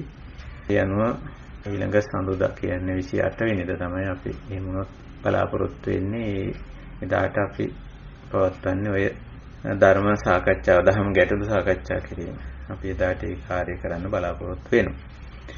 ඉතින් හොඳයි. එහෙමනම් මේ කමඨහන් තමයි අපි මේ කතා කරන්නේ. ඔබේ නිවාසානුස්සති දිබ්බ චක්ඛු ආසවක්කය මේව හරහා අපි කතා කරගෙන යන්නේ සීල සමාධි ප්‍රඥා. කල යුත්ත නොකල යුත්ත. අපේ ජීවිතේ කොහොමද වෙනස් වෙන්නේ? සුවන්න දුබ්බන්න සුගත දුග්ගත හීන පනීත තත්ත්වයටපත් වෙන්නේ සීලේ සමාධිය ප්‍රඥාවේ අඩුකමක් නිසා. එවනම් අපි සීලේ සමාධිය ප්‍රඥාව වැඩි දියුණු කර ගැනීමයි එතන තියෙන්නේ. අපි දකින්නේ ඒක. ඉතින් අපි බලමු අපි සුවන්නද දුබ්බන්න සුගතද දුග්ගතද හීනද පනීතද මොකක්ද අපේ තත්ත්වය. එහෙමනම් අපි ඉන්න තත්ත්වයෙන් වෙනස් තත්ත්වයකටපත් වෙන්න. ඒ කියන්නේ අපේ නිවාසය වෙනස් කරගන්න. උබ්බේ නිවාසයෙන් අපර නිවාසයට අපිට එන්න ඕන. දැන් ඉන්න නිවාසය අසුතව පුතුජන වෙන්න බෑනේ. දැන් බොහෝ වෙලාවට අපිට හොඳටම විශ්වාසයි දැන් සීක නිවාසයේ ඉන්නේ කියලා. පුබ්බේ නිවාසයේ අපේ සමහර විට අසුතව පුතුජන වෙන්න පුළුවන්. කාගේ පුබ්බේ නිවාසයේ අසුතව පුතුජන නිවාසයේ තමයි. එතනින් අපි අපර නිවාසයට එනවා, සීක නිවාසයට එනවා, සීක නිවාසයෙන් අසීක නිවාසයට එනවා. ඒකයි. ඔය නිවාස මාරු වීම, නිවසනේ මාරු වීම, නිවස්න මාරු වීම තමයි මේ පුබ්බේ නිවාසානුස්සතියෙන් පෙන්න. ඉතින් අපි මොන නිවාසයේ ඉන්නවද කියලා දැන් අපිට මෙනෙහි කරලා බලන්න පුළුවන් අපේ ජීවිත තුළින්. ඒක අර හීන පනීත සුවන්න දුබ්බන්න සුගත දුග්ගත භාවයෙන් අපිට ප්‍රත්‍යක්ෂ කරගන්න පුළුවන්. එහෙනම් ඉන්න නිවාසයේ තවමත් සේක නිවාසයේ නම් අසේක නිවාසයට යන්න අපි උත්සාහ කරන්න. ඒකට තමයි ඔය අසේක නිවාසයට යන්න තමයි ආසවක්ඛය තියෙන්නේ. ආසවක්ඛය ප්‍රතිපදාව. ඉමේ ආසවා, ඉමේ ආසව සමුදය, ඉමේ ආසව නිරෝධා, ඉමේ ආසව නිරෝධගාමිනී ප්‍රතිපදා. මොනවාද? සීල සමාධි ප්‍රඥා. හරිම පැහැදිලි මේ ආර්ය ප්‍රතිපදාව හරිම පැහැදිලි. මම දන්නේ මිනිස්සු කොච්චර මේක අවුල් කරගෙන තියෙනවද කියලා බෞද්ධ සමාජයේ හරිම පැහැදිලි. ඉතින් ඒක පැහැදිලි කරගන්න අමාරු නෑ. ඊට පස්සේ තමන් මේ ප්‍රතිපදාවේ යනවා. අනිත් අය පටලවාගෙන අවුල් කරගෙන හිටියට අපිට කරන්න දෙයක් නෑ. අපි මේ ප්‍රතිපදාව පැහැදිලිව බුදු පියාණන් වහන්සේ පැහැදිලිව දේශනා කරලා තියෙනවා. අපිත් උපරිම වශයෙන් මේක පැහැදිලිව පෙන්වා දීලා තියෙනවා. පෞද්ගලිකව අපි පැහැදිලි කරගෙන තියෙනවා. ඉතින් ඒ අනුව ඉදිරියට යන්නයි අපිට තියෙන්නේ. හොඳයි. අපි එහෙමනම් අදට අපේ මේ කමඨහන් සාකච්ඡාවටකින් නිමා කරනවා. ඉතින් මේ සත්කාර්ය මේ අපේ මේ හමුව සංවිධානය කිරීමෙන් සහභාගී වීමෙන් මේ යහපත් කරගන්න තවදුරටත් වැඩි දියුණු කරගන්න අවශ්‍ය කරුණු කාරණා ඉදිරිපත් කිරීමෙන් මේ විදියට මේ සත්කාරයට දුරින් ඉඳන් ළඟ ඉඳන් පෙනී නොපෙනී ඉඳගෙන සාසම්බන්ධ වුණා වූ සියලුම දෙනාට මේන් මතු කරගන්නා වූ යහපත මේ ජීවිතයේදීම උදා කරගන්න ශක්තිය ධෛර්යය වාසනාව උදා වේවා කියන මෙත් කරුණාසිත අපි සියලු දෙනා කෙරෙහි ඇති කරගෙන අපි මේ රැස් කරගත්තා වූ උපයාසපයාගත්තා වූ පින් කුසල් සත් සිතින් කරුණා මෛත්‍රී සිතින් අපි සියලු දෙනාටම අනුමෝදන් කරමු. එත්තාවතාච අම්හෙහි සම්බතං පුඤ්ඤ සම්පදං සබ්බේ දේවා සබ්බේ සත්තා අනුමෝදන්තු සබ්බ සම්පත්ති සිද්ධියා ආකාසට්ටා ච බුම්මට්ටා දේවා නාග මහිද්దికා පුඤ්ඤන්තං අනුමෝදිත්වා චිරං රක්ඛන්තු ශාසනං චිරං රක්ඛන්තු දේශනං චිරං රක්ඛන්තු මං පරන්ති ඉදං මේ ඥාතීනං හෝතු සුඛිතා හොන්තු ඥාතයෝ ඉමිනා පුඤ්ඤ කම්මේන මාමේ බාල සමාගමෝ සතං සමාගමෝ හෝතු යාව නිබ්බානුපත්තියා ඉදං මේ පුඤ්ඤ කම්මං ආසවක්ඛයා වහං හෝතු සබ්බ දුක්ඛා පමුඤ්චතු දේවෝ වස්සතු කාලේන සස්ස සම්පatti හෝතු ච පීතෝ භවතු ලෝකෝ ච රාජා භවතු ධම්මිකෝ. හැම දිනාටම ආශිර්වාද කරනවා බුද්ධ ධම්ම සංඝ ත්‍රිවිධ රත්නේ අප්‍රමාණ ගුණ බලයෙන් අප මේ පුරන්නා වූ සීල සමාධි ප්‍රඥා ආදී උතුම් කුසල ශක්තියෙන්ද හැම දිනාටම ලෝකවාසී සියලු සත්‍යයන්ටම සිතක් වේවා, ශාන්තියක් වේවා, යහපතක්ම වේවා. ඊතා ඉක්මනින් ඊතා පහසුවෙන් මේ උතුම් ආර්ය ප්‍රතිපදාව තේරුම් අරගෙන ඒ ප්‍රතිපදාව තුළට පැමිණලා ඒ ආර්ය ප්‍රතිපදාවේ පරම නිෂ්ඨාව වන පරම ශාන්ත නිර්වාණ ධර්මයේ සාක්ෂාත් කරන්නට හැම දිනාටම ශක්තිය ධෛර්ය වාසනාව උදා වේවා. සබ්බේතියෝ විවජ්ජන්තු සබ්බ රෝගෝ විනස්සතු මාතේ භවත්වන්තරායෝ සුඛී දීඝායුකෝ භව.